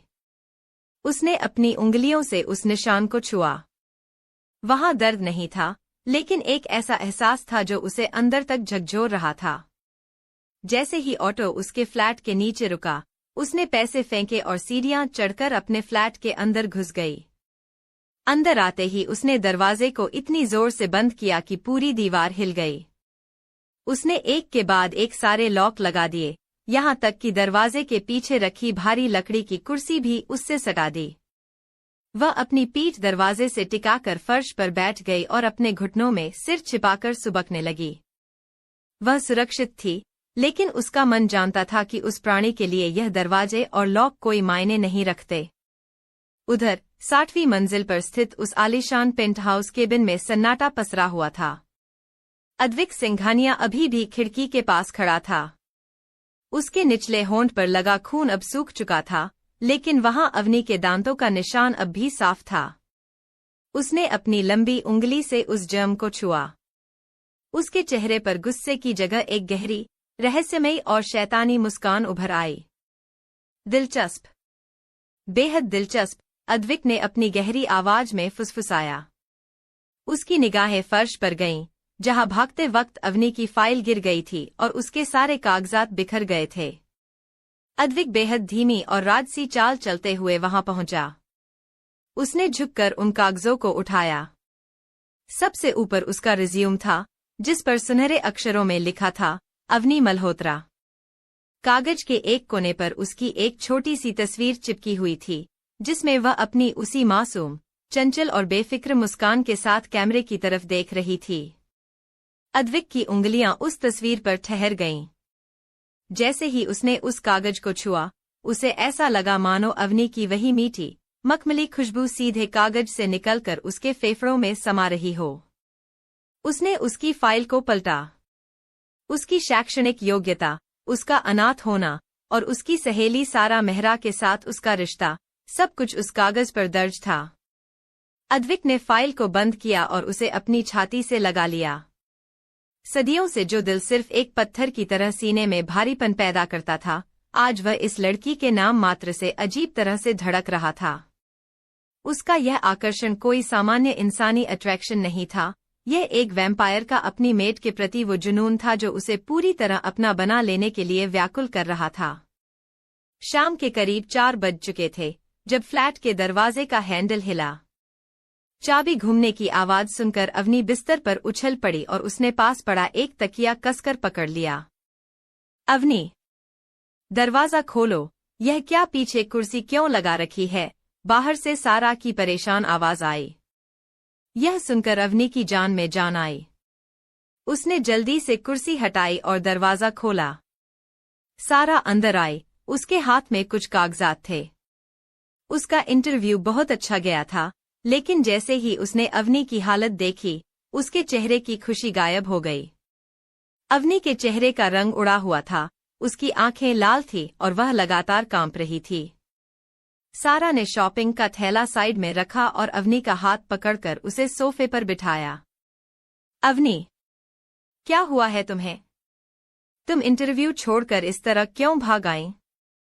रिसेप्शन पर मुझे बताया गया कि तुम ऊपर गई, लेकिन फिर अचानक रोती हुई बाहर भाग गईं। तुम्हारी कोहनी पर यह चोट कैसी है? और तुम्हारी गर्दन पर? सारा ने गौर से देखा, जहां कॉलर के पीछे 2 छोटे लाल निशान बने हुए थे। सारा। अवनी ने सारा को कसकर गले लगा लिया और फूट फूट कर रोने लगी। मैं मर जाती सारा। वह मुझे मार डालता। वह कोई इंसान नहीं है। सारा ने अवनी की पीठ थपथपाई और उसे शांत करने की कोशिश की। कौन अवनी? किसके बारे में बात कर रही हो तुम? शांत हो जाओ और मुझे साफ साफ बताओ। अवनी ने अपने आंसू पोंछे और सारा की आंखों में देखते हुए बेहद गंभीर आवाज में कहा, अद्विक सिंघानिया। सिंघानिया कॉरपोरेशन का सीईओ। वह कोई इंसान नहीं है सारा, वह एक वैम्पायर है। कल रात जो मैंने गली में देखा था, वह कोई सपना नहीं था। उसी शख्स ने कल रात एक इंसान का खून पीकर उसे जिंदा राख बना दिया था। और आज मैं गलती से उसी के केबिन में चली गई। अवनी ने कांपते हाथों से अपनी गर्दन के निशान दिखाए। उसने मुझे दीवार से सटा दिया सारा। उसने मेरे ऊपर हमला किया और अपने नुकीले दांत मेरी गर्दन में गड़ा दिए। उसने मेरा खून पिया। वह बहुत खौफनाक है, उसकी आंखें लाल हो जाती हैं। प्लीज सारा, मेरी बात का यकीन करो। हम इस शहर में सुरक्षित नहीं हैं, हमें यह शहर छोड़कर भागना होगा। सारा ने अवनी की बातें सुनी। एक पल के लिए वह स्तब्ध रही, फिर उसने एक गहरी सांस ली और अवनी के दोनों हाथ अपने हाथों में ले लिए। उसकी आंखों में अवनी के लिए केवल सहानुभूति और चिंता थी, विश्वास नहीं। अवनी, मेरी सहेली, मेरी बहन, मेरी बात ध्यान से सुनो, सारा ने बेहद शांत और समझाने वाले लहजे में कहा। तुम कल रात से बहुत डरी हुई हो। तुमने सड़क पर जो एक्सीडेंट से बच्चे को बचाया, उसकी वजह से तुम पहले से ही तनाव में थी। अद्विक सिंघानिया एशिया का नंबर 1 बिजनेसमैन है। अगर वह कोई वैम्पायर होता, तो क्या वह दिन के उजाले में इतनी बड़ी कंपनी चला रहा होता? क्या मीडिया और दुनिया को पता नहीं चलता? लेकिन सारा, यह निशान। अवनी ने अपनी गर्दन की तरफ इशारा किया। यह सिर्फ कोई इन्फेक्शन या शायद ऑफिस की किसी नुकीली चीज से लगी खरोंच हो सकती है। अवनी, सारा ने समझाते हुए कहा। तुम दिन रात वो हॉरर और पैरानॉर्मल किताबें पढ़ती हो, इसलिए तुम्हारा दिमाग हर डर को उसी साँचे में ढाल रहा है। अद्विक सिंघानिया अपने गुस्से के लिए जाना जाता है। हो सकता है उसने इंटरव्यू के दौरान तुम्हें डांटा हो या तुम्हारा रिजेक्शन देखकर तुम घबरा गई हो। यह सब तुम्हारा वहम है, अवनी। खुद पर काबू रखो। कोई वैम्पायर नहीं होता। अवनी ने सारा की आंखों में देखा। वह समझ गई कि सारा उसकी बात पर कभी यकीन नहीं करेगी, क्योंकि जो खौफ उसने खुद महसूस किया था, वह किसी दूसरे को समझाना नामुमकिन था। उसने चुपचाप अपना सिर झुका लिया, लेकिन उसका दिल अंदर ही अंदर चीख रहा था कि वह वहम नहीं, साक्षात हकीकत थी। रात का अंधेरा एक बार फिर मुंबई शहर पर छा चुका था। सिंघानिया कॉरपोरेशन की 60वीं मंजिल पर अद्विक अभी भी अकेला था। उसने केबिन की लाइटें बंद कर रखी थी। केवल शहर की रंग बिरंगी रोशनियां कांच के पार से अंदर आ रही थीं। अद्विक अपने सोफे पर बैठा था, लेकिन उसका दिमाग शांत नहीं था। वह इस बात से बेहद हैरान और परेशान था कि सदियों से जिस कंट्रोल पर उसे नाज था, वह एक मामूली इंसानी लड़की के सामने ताश के पत्तों की तरह ढह गया। उसने न सिर्फ उसका खून पिया, बल्कि उसे चूमने की गुस्ताखी भी कर बैठा। वह उसके स्पर्श का आदी हो चुका था। मैं इस कदर कमजोर कैसे हो सकता हूँ? उसने गुस्से में अपनी मुट्ठी थपथपाई, जिससे सोफे का हैंडल चरमरा गया। तभी केबिन का दरवाजा धीरे से खुला। समीर अंदर दाखिल हुआ। उसके हाथ में एक टैबलेट था। वह अद्विक के बुलावे पर तुरंत हाजिर हुआ था। सर, आपने मुझे याद किया? समीर ने अदब से पूछा। अद्विक सोफे से उठा और उसकी तरफ मुड़ा। उसकी आंखें अंधेरे में हल्की लाल चमक रही थी, जिसे देखकर समीर का खून जम गया। समीर। अद्विक की आवाज बेहद ठंडी और आदेशात्मक थी। उसने टेबल पर रखी अवनी की फाइल की तरफ इशारा किया। इस लड़की अवनी मल्होत्रा के बारे में मुझे हर एक छोटी से छोटी जानकारी चाहिए। यह कहाँ रहती है? इसके आगे पीछे कौन है? इसका अनाथ आश्रम कहाँ था? इसकी जिंदगी का हर एक पन्ना मुझे अगले 2 घंटे में मेरी टेबल पर चाहिए। समीर ने चौंक कर फाइल की तरफ देखा। उसने आज तक अद्विक को किसी लड़की या किसी मामूली कैंडिडेट के लिए इस कदर बेचैन होते नहीं देखा था।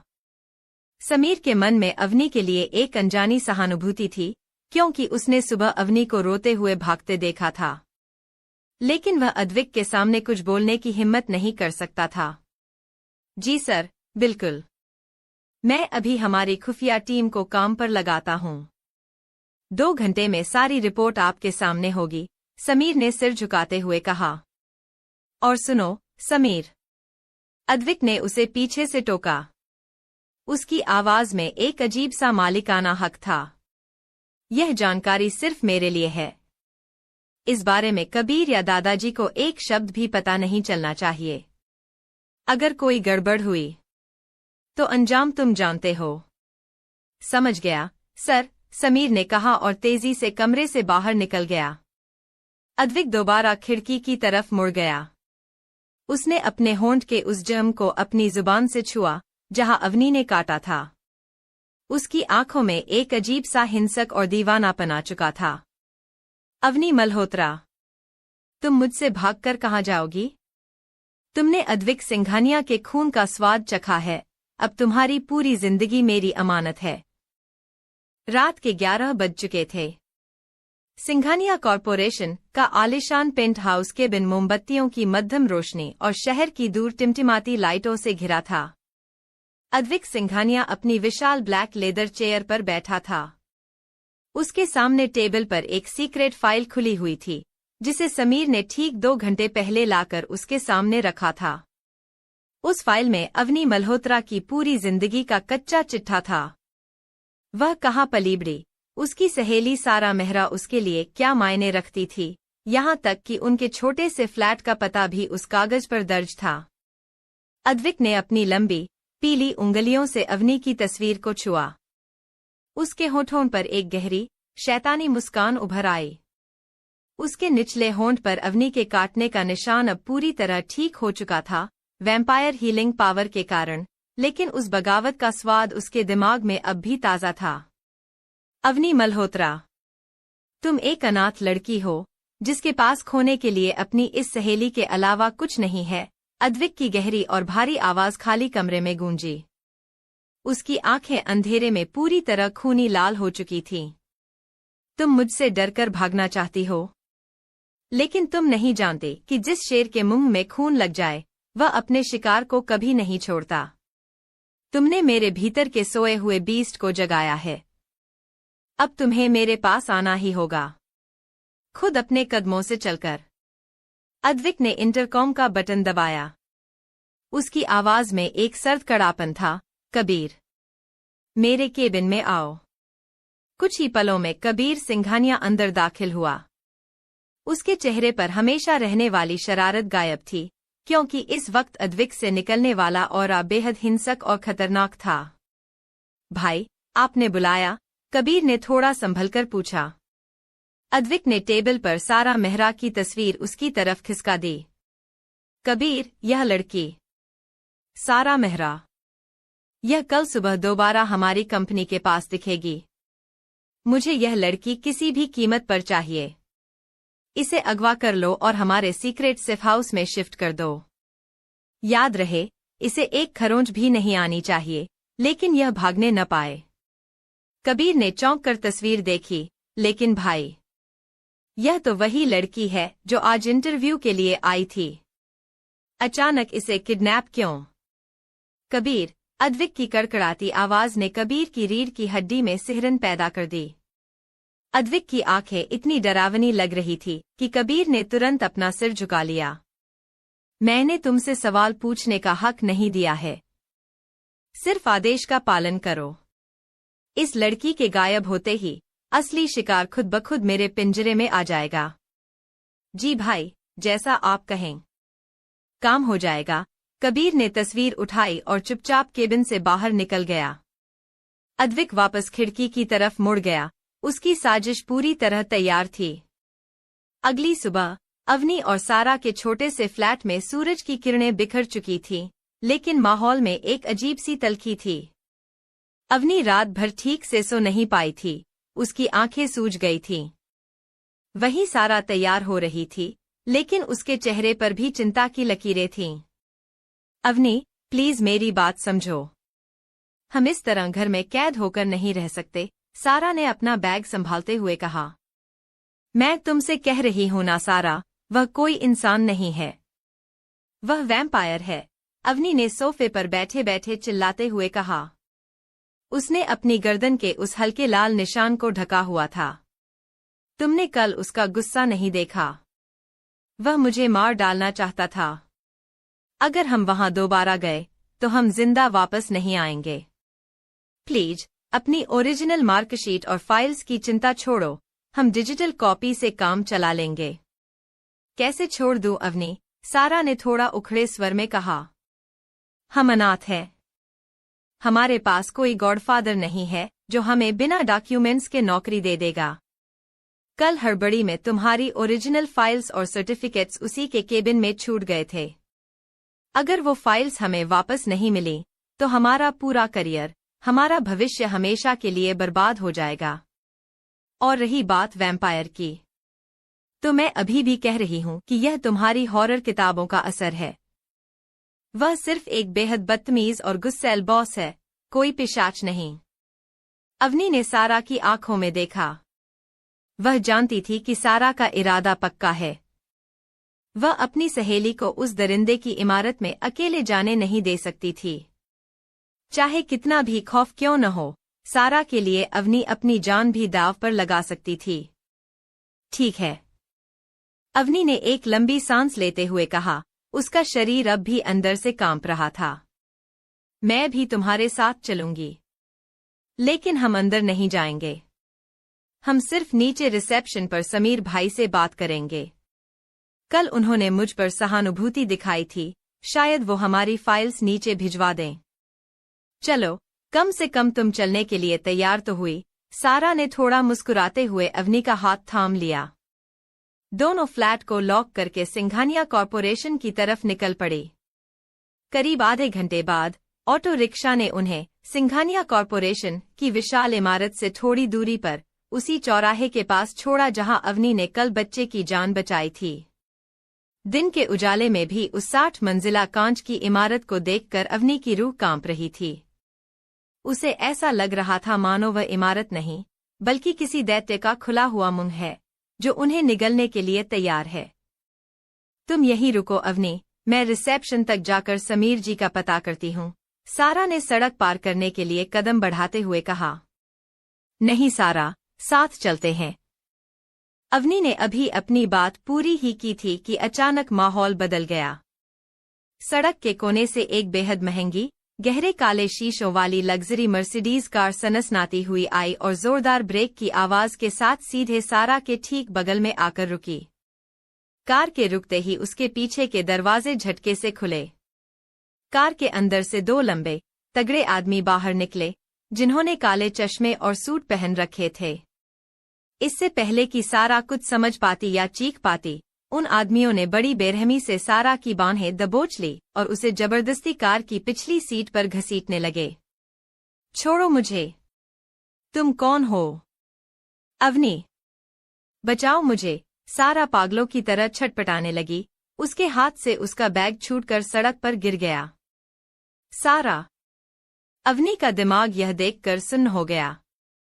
लेकिन अपनी बेस्ट फ्रेंड की चीख सुनकर उसके भीतर का सारा डर पल भर में गायब हो गया। वह बिना सोचे समझे कार की तरफ दौड़ी। छोड़ो उसे, छोड़ो मेरी बहन को। लेकिन वह उन पेशेवर गुंडों के मुकाबले बहुत कमजोर थी। उन आदमियों ने सारा को अंदर फेंका और दरवाजा तड़ाक से बंद कर लिया। कार का इंजन गरजा और वह तेज रफ्तार से टायर घिसटते हुए आगे बढ़ गई। सारा! अवनी पागलों की तरह उस भागती हुई कार के पीछे दौड़ने लगी। मुंबई की भरी दोपहर में गाड़ियों के बीच वह अकेली लड़की उस काली कार का पीछा कर रही थी। रोको! कोई प्लीज उस कार को रोको! मेरी दोस्त को बचाओ! वह चिल्ला रही थी, लेकिन ट्रैफिक के शोर में उसकी आवाज दबकर रह गई। लोग बस तमाशा देख रहे थे, कोई आगे नहीं आया। कार की रफ्तार बढ़ती जा रही थी। अवनी ने अपनी पूरी ताकत लगा दी। वह कार के काफी करीब पहुंचने ही वाली थी कि अचानक उसका पैर फुटपाथ के एक नुकीले पत्थर से टकराया। आ! अवनी जोर से चिल्लाई और सीधे कंक्रीट की सड़क पर पेट के बल गिर पड़ी। वह सड़क पर कई फीट तक घिसटती चली गई। उसकी कोहनी की कल वाली खरोंच दोबारा छिल गई और वहां से तेजी से खून बहने लगा। उसके घुटने भी छिल गए और जीन्स फट गई। उसके हाथों की हथेलियों से चमड़ी निकल आई थी। दर्द असहनीय था और उसकी आंखों से आंसुओं का सैलाब बह निकला। लेकिन अवनी मल्होत्रा अनाथ आश्रम की उन कठिनाइयों में पली बड़ी थी जहां हार मानना उसने सीखा ही नहीं था। उसने अपने दर्द की परवाह नहीं की। उसने आंसू पोंछे और अपनी छिल चुकी हथेलियों के सहारे दोबारा खड़ी होने की कोशिश करने लगी। उसकी नजरें दूर जाती उस कार को देख रही थी, जो अब उसकी नजरों से ओझल हो चुकी थी। मैं तुम्हें कुछ नहीं होने दूंगी सारा। मैं आ रही हूं। वह हांफते हुए रो रही थी। तभी सड़क पर गिरे सारा के बैग के पास अवनी का खुद का फोन जोर जोर से बजने लगा। अवनी ने कांपते, खून से सने हाथों से फोन उठाया। स्क्रीन पर एक अननोन नंबर चमक रहा था। उसने घबराकर हरे बटन को स्वाइप किया और फोन कान से लगाया। हेलो, कौन हो तुम? मेरी सारा कहाँ है? उसे छोड़ दो प्लीज। फोन के दूसरी तरफ से कुछ सेकंड तक केवल एक गहरी, ठंडी सांस लेने की आवाज आई। वह सन्नाटा इतना खौफनाक था कि अवनी की सांसें वहीं थम गईं। फिर एक ऐसी आवाज गूंजी जिसे अवनी अपनी आखिरी सांस तक नहीं भूल सकती थी। वह आवाज गहरी, भारी, रसीली लेकिन बर्फीली ठंडक से जमी हुई थी। अद्विक सिंघानिया। अवनी के मुंह से डर के मारे फुसफुसाहट निकली। हाँ, अवनी। बिल्कुल सही पहचाना। दूसरी तरफ से अद्विक की शांत लेकिन बेहद क्रूर आवाज आई। उसके लहजे में एक शैतानी संतोष था। तुम्हारी वह बातूनी सहेली इस वक्त मेरे आदमियों के कब्जे में है। वह सुरक्षित है, लेकिन सिर्फ तब तक जब तक तुम मेरा कहा मानती हो। तुम ऐसा क्यों कर रहे हो? उसने तुम्हारा क्या बिगाड़ा है? मुझसे बदला लो, मुझे मार डालो, लेकिन मेरी सारा को छोड़ दो। अवनी सड़क पर घुटनों के बल बैठकर फूट फूट कर रोने लगी। बदला? नहीं अवनी, यह बदला नहीं है। यह तो सिर्फ तुम्हें वापस बुलाने का एक छोटा सा निमंत्रण है। अद्विक ने फोन पर हल्के से हंसते हुए कहा, और उसकी वह हंसी अवनी के दिल को चीर गई। तुम्हारी सहेली की जिंदगी की डोर अब सीधे तुम्हारी उंगलियों में है। अगर तुम अपनी इस सगी बहन जैसी दोस्त को दोबारा जिंदा और सही सलामत देखना चाहती हो, तो बिना वक्त गवाए तुरंत सिंघानिया कॉरपोरेशन के अंदर आओ। अद्विक की आवाज अचानक बेहद गंभीर और जानलेवा हो गई, लेकिन इस बार 60वीं मंजिल पर नहीं, अवनी। इस इमारत के सबसे छिपे हुए हिस्से 85th फ्लोर पर आओ। वहां मेरा निजी पेंट हाउस और मेरा असली साम्राज्य है। तुम्हारे पास सिर्फ 20 मिनट हैं। अगर 20 मिनट के अंदर तुम मेरे सामने नहीं खड़ी हुई, तो तुम्हारी सहेली का क्या हश्र होगा? यह तुम कल रात अपनी आंखों से देख ही चुकी हो। क्लिक। फोन कट गया। अवनी हाथ में फोन पकड़े स्तब्ध रह गई। 85वां फ्लोर? वह तो इस इमारत का वो हिस्सा था जो कागजों पर भी मौजूद नहीं था। लेकिन अपनी दोस्त की जान बचाने के लिए वह साक्षात नर्क में भी पैर रखने को तैयार थी।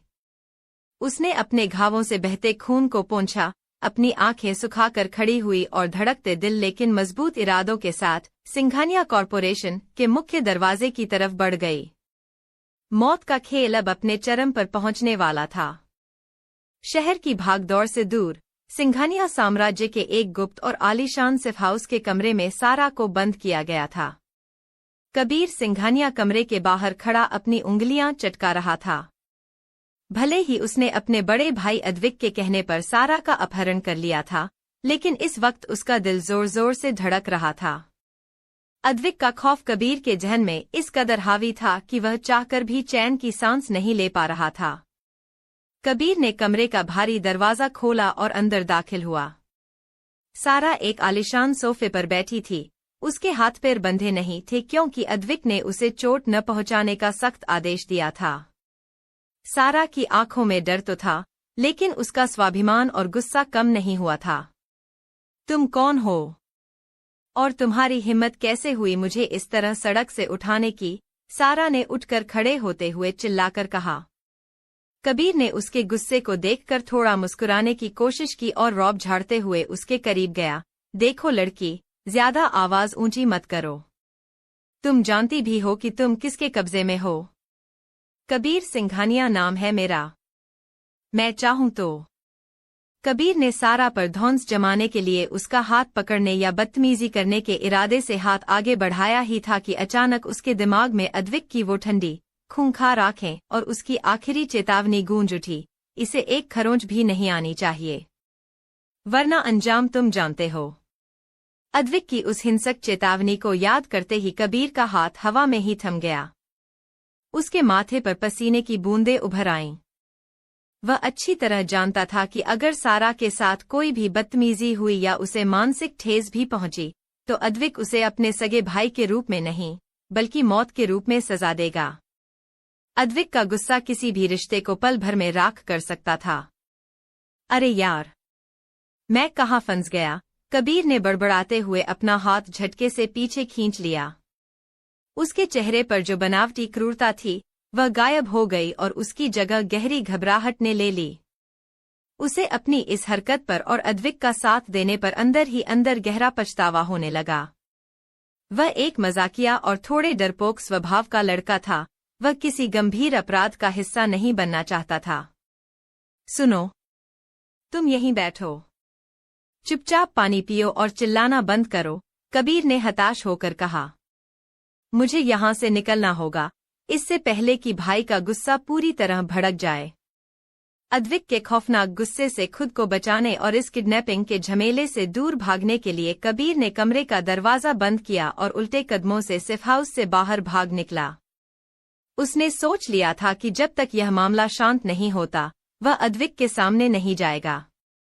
उधर अवनी मल्होत्रा बदहवास हालत में सिंघानिया कॉरपोरेशन की विशाल इमारत के मुख्य दरवाजे पर पहुंची। उसकी हथेलियों और घुटनों से अब भी खून रिस रहा था। उसकी जीन्स फटी हुई थी और चेहरे पर आंसुओं के सूखे निशान थे। वह पूरी तरह सहमी हुई थी, लेकिन सारा को बचाने का जुनून उसके डर पर भारी था। जैसे ही अवनी ने मुख्य द्वार की तरफ कदम बढ़ाए, वह कल के सिक्योरिटी गार्ड को देखकर ठिठक गई। कल इसी गार्ड ने उसे बिना पास के अंदर जाने से बुरी तरह रोका था। अवनी ने अपनी सांसें थाम ली। उसे लगा कि आज फिर उसे रोका जाएगा। लेकिन जैसे ही सिक्योरिटी गार्ड की नजर अवनी पर पड़ी, उसके चेहरे के हाव भाव पूरी तरह बदल गए। उसने तुरंत सीधे खड़े होकर अदब से अपना सिर झुकाया और बिना कोई सवाल पूछे, बिना कोई पास मांगे मुख्य शीशे का दरवाजा उसके लिए खोल दिया।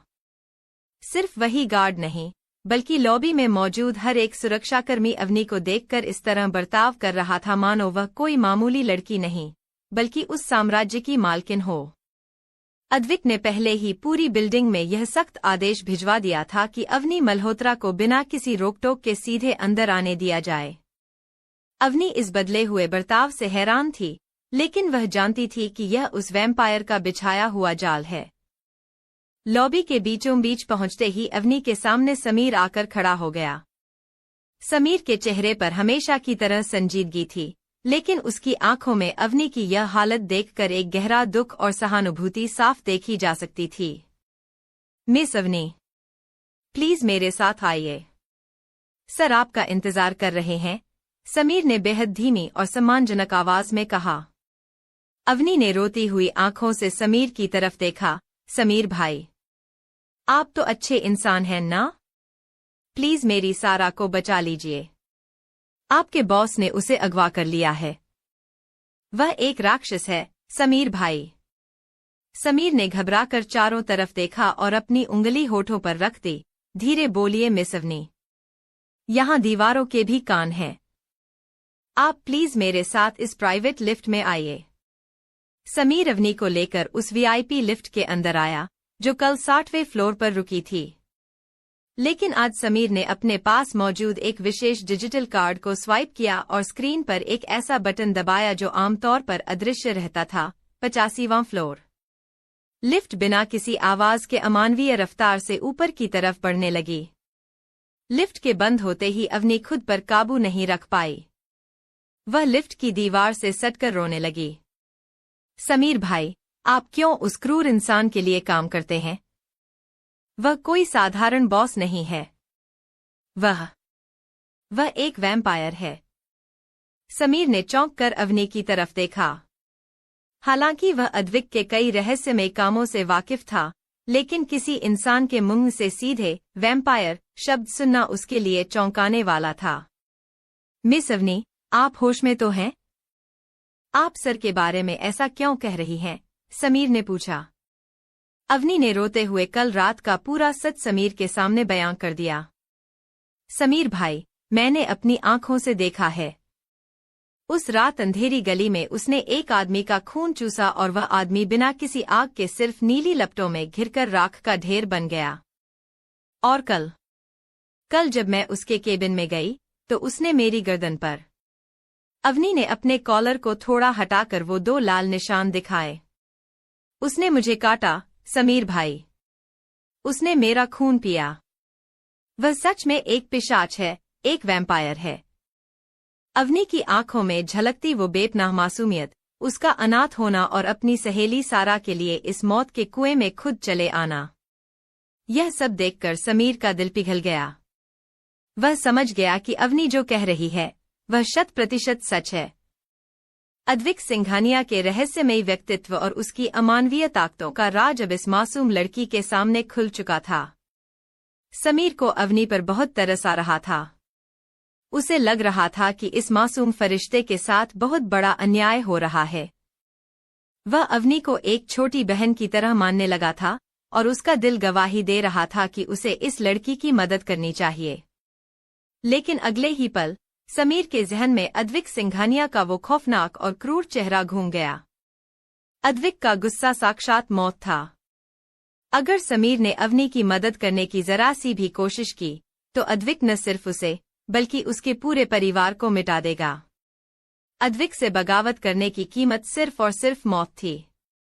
समीर ने बेबसी से अपनी आंखें झुका लीं और बहुत धीमी आवाज में कहा, मिस अवनी, मुझे माफ कर देना। मैं आपकी बेबसी और मासूमियत को समझ रहा हूं। आपके साथ जो हो रहा है वह बहुत गलत है। लेकिन मैं बहुत कमजोर हूं। मैं अद्विक सर के खिलाफ जाने की सोच भी नहीं सकता। उनका खौफ बहुत बड़ा है। मैं सिर्फ इतना कह सकता हूं कि आप उनके सामने शांत रहिएगा। उनके गुस्से को हवा मत दीजिएगा, क्योंकि इस वक्त आपकी और आपकी सहेली की जान सिर्फ उन्हीं के रहमो करम पर है। समीर की यह बेबसी देखकर अवनी समझ गई कि इस अंधेरे साम्राज्य में उसका कोई तारणहार नहीं है। उसे अपनी और सारा की लड़ाई खुद ही लड़नी होगी। टिंग! एक भारी और गंभीर आवाज के साथ लिफ्ट रुकी। 85वें फ्लोर के दरवाजे धीरे धीरे खुलने लगे। बाहर पूरी तरह अंधेरा था और उस अंधेरे के बीच से बर्फीली हवाएं लिफ्ट के अंदर आने लगीं। अवनी ने अपनी मुट्ठियां भींच लीं। वह साक्षात मौत के मुख्य द्वार पर खड़ी थी, जहां उसका शिकार करने के लिए अद्विक सिंघानिया पहले से ही घात लगाए बैठा था। 85वें फ्लोर की लिफ्ट के भारी शीशे के दरवाजे जैसे ही खुले, अवनी के सामने एक ऐसा सन्नाटा था जो किसी कब्रिस्तान से भी ज्यादा गहरा था। चारों तरफ केवल काली संगमरमर की दीवारें थीं और उन पर लगी मध्यम नीली लाइटें माहौल को और भी डरावना बना रही थीं।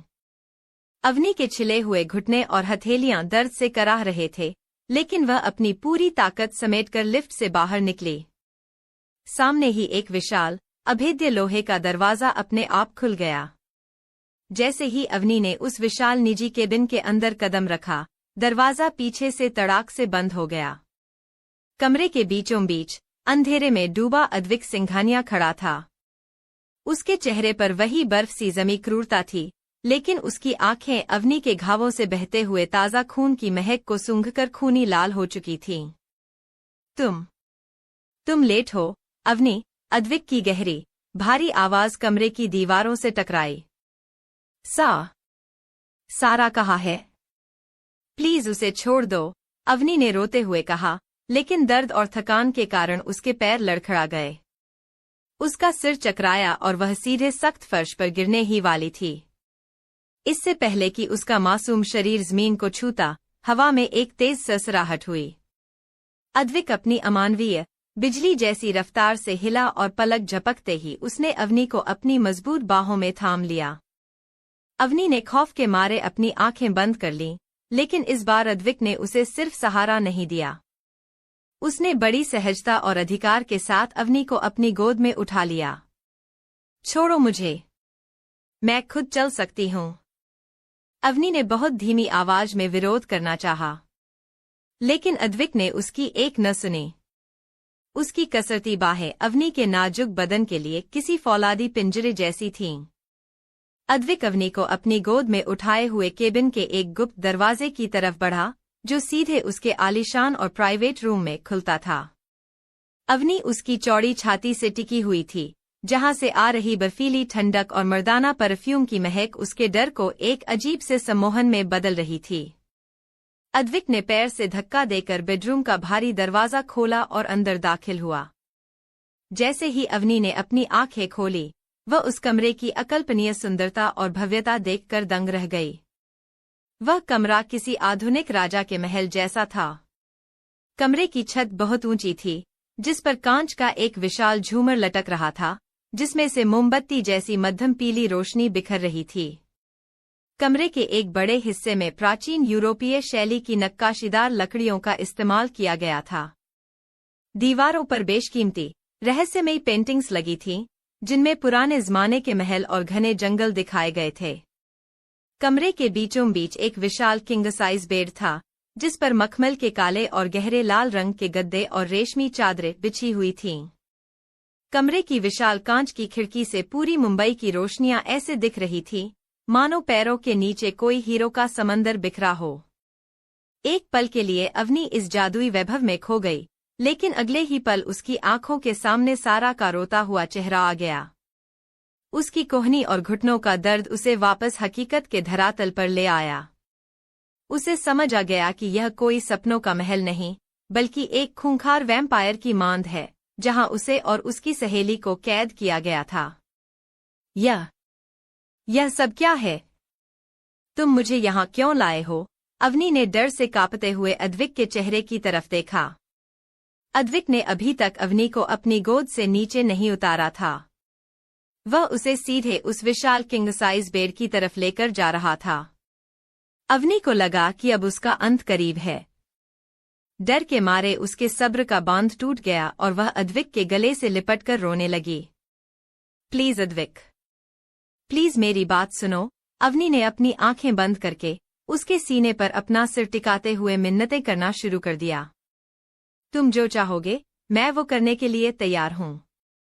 मुझे पता है तुम्हें इंसानों का खून चाहिए। तुम्हें भूख लगी है ना? तुम सारा को छोड़ दो। उसे जाने दो, वह बहुत कमजोर है।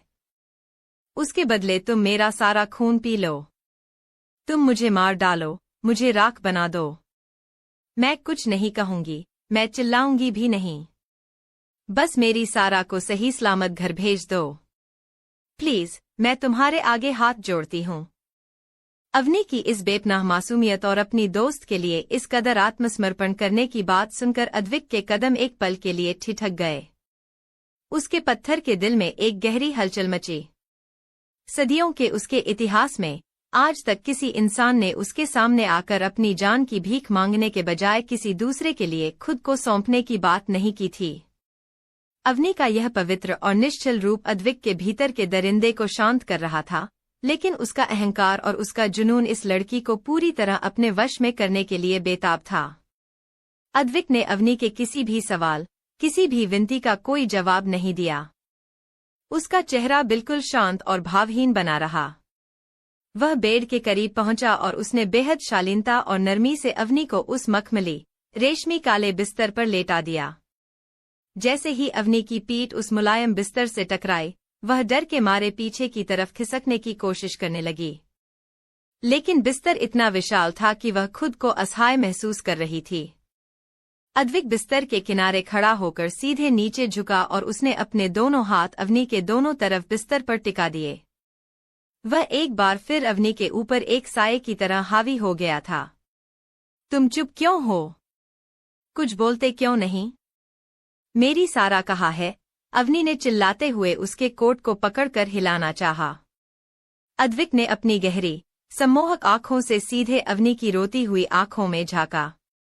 उस नजर में ऐसा जादू था कि अवनी के शब्द उसके होठों पर ही जम गए। अद्विक की खामोशी कमरे के सन्नाटे को और ज्यादा भारी बना रही थी। उसने केवल अपनी उंगली उठाई और अवनी के कांपते होठों पर रख दी, मानो वह उसे चुप रहने का आदेश दे रहा हो। तभी अद्विक सीधा खड़ा हुआ। उसने अपनी तीखी निगाहें अवनी पर से हटाए बिना अपने दोनों हाथों से अपने अरमानी कोट के बटन खोले और कोट को उतारकर एक तरफ सोफे पर फेंक दिया। अवनी की सांसें थम गईं।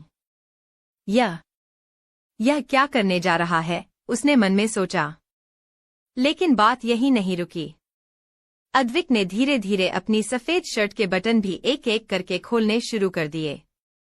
अवनी ने डर और शर्म के मारे अपनी आंखें बंद करने की कोशिश की, लेकिन एक अनजानी कशिश और सम्मोहन ने उसकी पलकों को खुला रखा। जैसे ही अद्विक ने अपनी शर्ट उतारकर फेंकी, कमरे की मध्यम रोशनी में उसका बदन पूरी तरह उजागर हो गया। अद्विक का शरीर किसी सामान्य इंसान जैसा नहीं था, वह किसी ग्रीक गॉड की तरह संगमरमर से तराशा हुआ प्रतीत हो रहा था। उसकी चौड़ी छाती, पूरी तरह से उभरे हुए सिक्स पैक एब्स और उसकी बाहों की मजबूत मसल्स उसकी अमानवीय ताकत की गवाही दे रही थीं। उसके शरीर पर एक भी अतिरिक्त चर्बी नहीं थी और उसकी त्वचा पर एक अजीब सी पीली चमक थी। अद्विक के इस गठीले और कसरती बदन को देखकर अवनी का मासूम मन पूरी तरह विचलित हो गया। उसका दिल इतनी जोर से धड़कने लगा कि उसे अपनी खुद की धड़कनें कानों में सुनाई देने लगीं। वह एक तरफ खौफनाक वैम्पायर था जिसने उसकी दुनिया उजाड़ दी थी, लेकिन दूसरी तरफ उसका यह जादुई और सम्मोहक रूप अवनी के भीतर एक ऐसी सिहरन पैदा कर रहा था जो उसने पहले कभी महसूस नहीं की थी। उसका दिमाग चीख रहा था कि वह यहाँ से भागे, लेकिन उसकी नजरें अद्विक के उस सम्मोहक व्यक्तित्व पर थमी हुई थीं। अद्विक ने अवनी के चेहरे पर आए उस विचलन और घबराहट को भांप लिया। उसके होठों पर एक गहरी, कातिलाना मुस्कान उभरी। वह धीरे से दोबारा बिस्तर पर झुका और अवनी के चेहरे के बिल्कुल करीब आ गया। अब खेल के नियम मैं तय करूंगा, मेरी नन्ही परी, अद्विक ने फुसफुसाया, और उसकी बर्फीली सांसें अवनी के होठों को छू गईं। मौत और दीवानगी का यह घेरा अब पूरी तरह बंद हो चुका था। कमरे की मध्यम पीली रोशनी अब और भी धुंधली महसूस हो रही थी। किंग साइज बेड के रेशमी काले गद्दों पर लेटी अवनी की सांसें अटक चुकी थीं। उसके सामने बिना शर्ट के खड़ा अद्विक सिंघानिया किसी इंसान की तरह नहीं, बल्कि अपनी आदिम भूख से तड़पते हुए एक खूंखार शिकारी की तरह लग रहा था। उसकी मांसपेशियों की कशिश और उसकी आंखों में उतरता हुआ गहरा खूनी लाल रंग कमरे के सन्नाटे को चीर रहा था। अद्विक ने बिना एक पल गवाए बिस्तर पर घुटनों के बल बैठकर अवनी की तरफ कदम बढ़ाया। उसका यह रूप देखकर अवनी के भीतर का खौफ सातवें आसमान पर पहुंच गया। अद्विक, प्लीज पीछे हटो। तुम ऐसा नहीं कर सकते, अवनी ने चीखते हुए पीछे हटने की कोशिश की। लेकिन अद्विक इस वक्त किसी भी आवाज को सुनने की स्थिति में नहीं था। अवनी के शरीर से निकलती मासूमियत की खुशबू और उसकी कोहनी से बहते ताज़ा खून की महक ने उसके सदियों पुराने कंट्रोल को पूरी तरह नष्ट कर दिया था। उसने आगे बढ़कर एक ही झटके में अवनी के नाजुक हाथों को दबोच लिया। अवनी ने अपनी पूरी ताकत लगाकर अपनी बाहें छुड़ाने की नाकाम कोशिश की, अपने पैर हवा में चलाए, लेकिन अद्विक की ताकत फौलाद जैसी थी। अद्विक का जुनून इस कदर हावी हो चुका था कि उसने बर्बरता से अवनी के कुर्ते के कॉलर को पकड़कर खींच दिया। एक तीखी चर्र की आवाज के साथ कपड़ा बीच से फट गया। नहीं! अवनी के हलक से एक गगनभेदी चीख निकली। उसकी आंखों से आंसुओं का सैलाब उमड़ पड़ा। उसने कभी सपने में भी नहीं सोचा था कि अपनी बेस्ट फ्रेंड की जान बचाने की कीमत उसे अपनी अस्मत और गरिमा दाव पर लगाकर चुकानी पड़ेगी। वह पागलों की तरह अपने फटे हुए कुर्ते को समेटने लगी, लेकिन अद्विक के इरादे बेहद खौफनाक थे। अपने फटे हुए कपड़ों और बिखरती गरिमा को बचाने के लिए अवनी ने अपनी बची कुची पूरी ताकत बटोरी। उसने अपनी फुर्ती का इस्तेमाल करते हुए बिस्तर पर बिछी रेशमी काली चद्दर को एक झटके में अपनी तरफ खींचा और खुद को उसमें पूरी तरह से लपेट लिया। वह उस चद्दर के भीतर एक नन्हे सहमे हुए पंछी की तरह सिमट गई, जिसके पंख कतर दिए गए हों। उसकी आंखें गुस्से, दर्द और बेबसी से लाल हो चुकी थीं। उसने रोते हुए लेकिन अपनी आवाज में पूरी कड़कड़ाहट लाते हुए सीधे अद्विक की खूनी लाल आंखों में झांका। तुम एक दरिंदे हो, अद्विक सिंघानिया, अवनी ने हांफते हुए चद्दर को अपनी छाती से कसकर भींचते हुए कहा। तुम्हें सिर्फ खून चाहिए ना? तुम एक पिशाच हो, वैम्पायर हो। अगर तुम्हें अपनी भूख मिटानी है तो मिटा लो। मैं तुम्हें चुनौती देती हूँ। तुम्हें जो करना है मेरी गर्दन के साथ करो। मेरा खून चूस लो, मुझे कल रात के उस आदमी की तरह जिंदा राख बना दो। मुझे मौत मंजूर है, लेकिन मेरी गरिमा को हाथ लगाने की कोशिश मत करना। मुझे काटने के अलावा अगर तुमने मुझे छूने की भी गुस्ताखी की तो मैं अपनी जीभ काटकर यहीं जान दे दूंगी, लेकिन तुम्हारी हवस का शिकार कभी नहीं बनूंगी। अवनी की इस दिलेरी और उसकी गरिमा को बचाने की आखिरी पुकार ने कमरे की हवा को और भारी बना दिया। वह साक्षात मौत के सामने खड़ी होकर अपनी अस्मत का सौदा अपनी जान से कर रही थी। अवनी की इस चुनौती को सुनकर अद्विक के कदम एक पल के लिए रुके, लेकिन उसके चेहरे पर कोई पछतावा या दया का भाव नहीं आया। इसके विपरीत उसके होठों पर एक और भी गहरी, डरावनी और शैतानी मुस्कान उभर आई। उसके मुंह से वे दो नुकीले, चमकीले दांत पूरी तरह बाहर आ चुके थे, जिन पर मध्यम रोशनी चमक रही थी। चुनौती। अद्विक की आवाज इतनी भारी और गहरी थी मानो वह पाताल से आ रही हो। एक मामूली इंसान मुझे चुनौती दे रही है? अवनी, तुम अभी तक समझ नहीं पाई हो कि तुम कहाँ खड़ी हो। इस साम्राज्य में, इस 85वें फ्लोर पर, हवा की एक सांस भी मेरी मर्जी के बिना अंदर बाहर नहीं जा सकती। तुम अपनी जान देने की बात करती हो? मेरे सामने मेरी इजाजत के बिना तुम मर भी नहीं सकती। अद्विक ने अपनी लाल होती आंखों को थोड़ा सिकाड़ा। उसने आगे बढ़कर एक ही झटके में उस चद्दर के घेरे को अपनी फौलादी उंगलियों से पकड़ लिया। उसने अवनी को चद्दर समेत घसीटकर अपने बिल्कुल नीचे दबा लिया।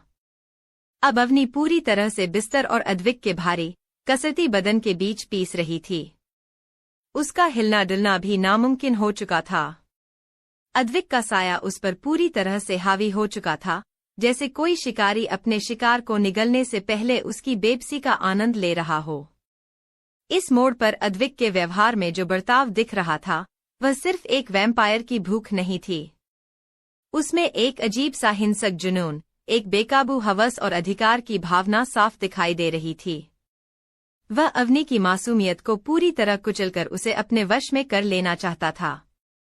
उसका सांस लेना भारी हो चुका था और उसकी बर्फीली, तेज सांसें अवनी के चेहरे और फटे हुए कुर्ते से दिख रही उसकी नाजुक त्वचा पर पड़ रही थीं। उसने अपने लंबे, पैने नाखूनों वाले हाथ से अवनी के चेहरे को कसकर पकड़ लिया, जिससे उसके गालों पर उंगलियों के नीले निशान उभर आए। तुमने कल मुझे काटने की जुर्रत की थी, अवनी। उसका हर्जाना तो तुम्हें भुगतना ही होगा, अद्विक ने दीवानगी की हद तक गुर्राते हुए कहा। वह अपना चेहरा उसकी गर्दन के और करीब ले गया। इस बार उसके इरादे सिर्फ खून पीने के नहीं थे, उसके स्पर्श में वासना और क्रूरता का एक ऐसा तांडव था जिसने अवनी के अंतर्मन को पूरी तरह झकझोर दिया। अवनी ने अपनी आंखें बंद कर लीं।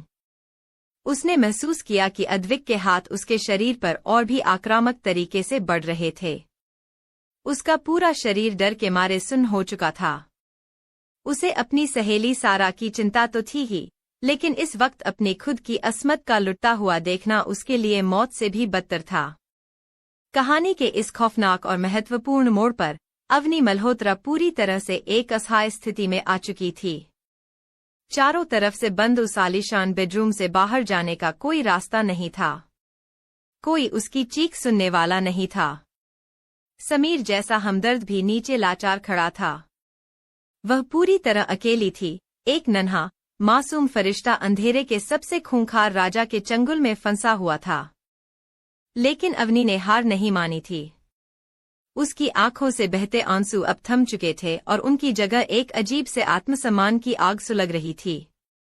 भले ही उसका शरीर अद्विक के भारी वजन के नीचे दबा हुआ था, भले ही उसके कपड़े फट चुके थे, लेकिन वह अपनी गरिमा को बचाने के लिए अपनी आखिरी लड़ाई लड़ रही थी। उसने अपनी उंगलियों को मोड़ा और अद्विक की पीठ पर अपने नाखून गड़ाने की कोशिश करने लगी। वह अपने पूरे वजूद से इस दरिंदगी का विरोध कर रही थी। क्या यह मासूम फरिश्ता अपनी गरिमा को बचा पाएगी? क्या अद्विक के भीतर का छुपा हुआ पत्थर दिल इस आखिरी बगावत को देखकर पिघलेगा, या फिर वह अपनी हवस और जुनून की आग में इस पवित्र आत्मा को हमेशा के लिए भस्म कर देगा? नियति का खेल अब अपने सबसे अंधकारमय और निर्णायक मोड़ पर पहुंच चुका था, जहां हर एक सेकंड अवनी की जिंदगी और उसकी इफ्त का फैसला करने वाला था। तो दोस्तों, फिलहाल के लिए इतना ही। आगे क्या होगा और कहानी कौन सा नया मोड़ लेगी, यह हम अगले भाग में जानेंगे। तब तक अपना ख्याल रखिए।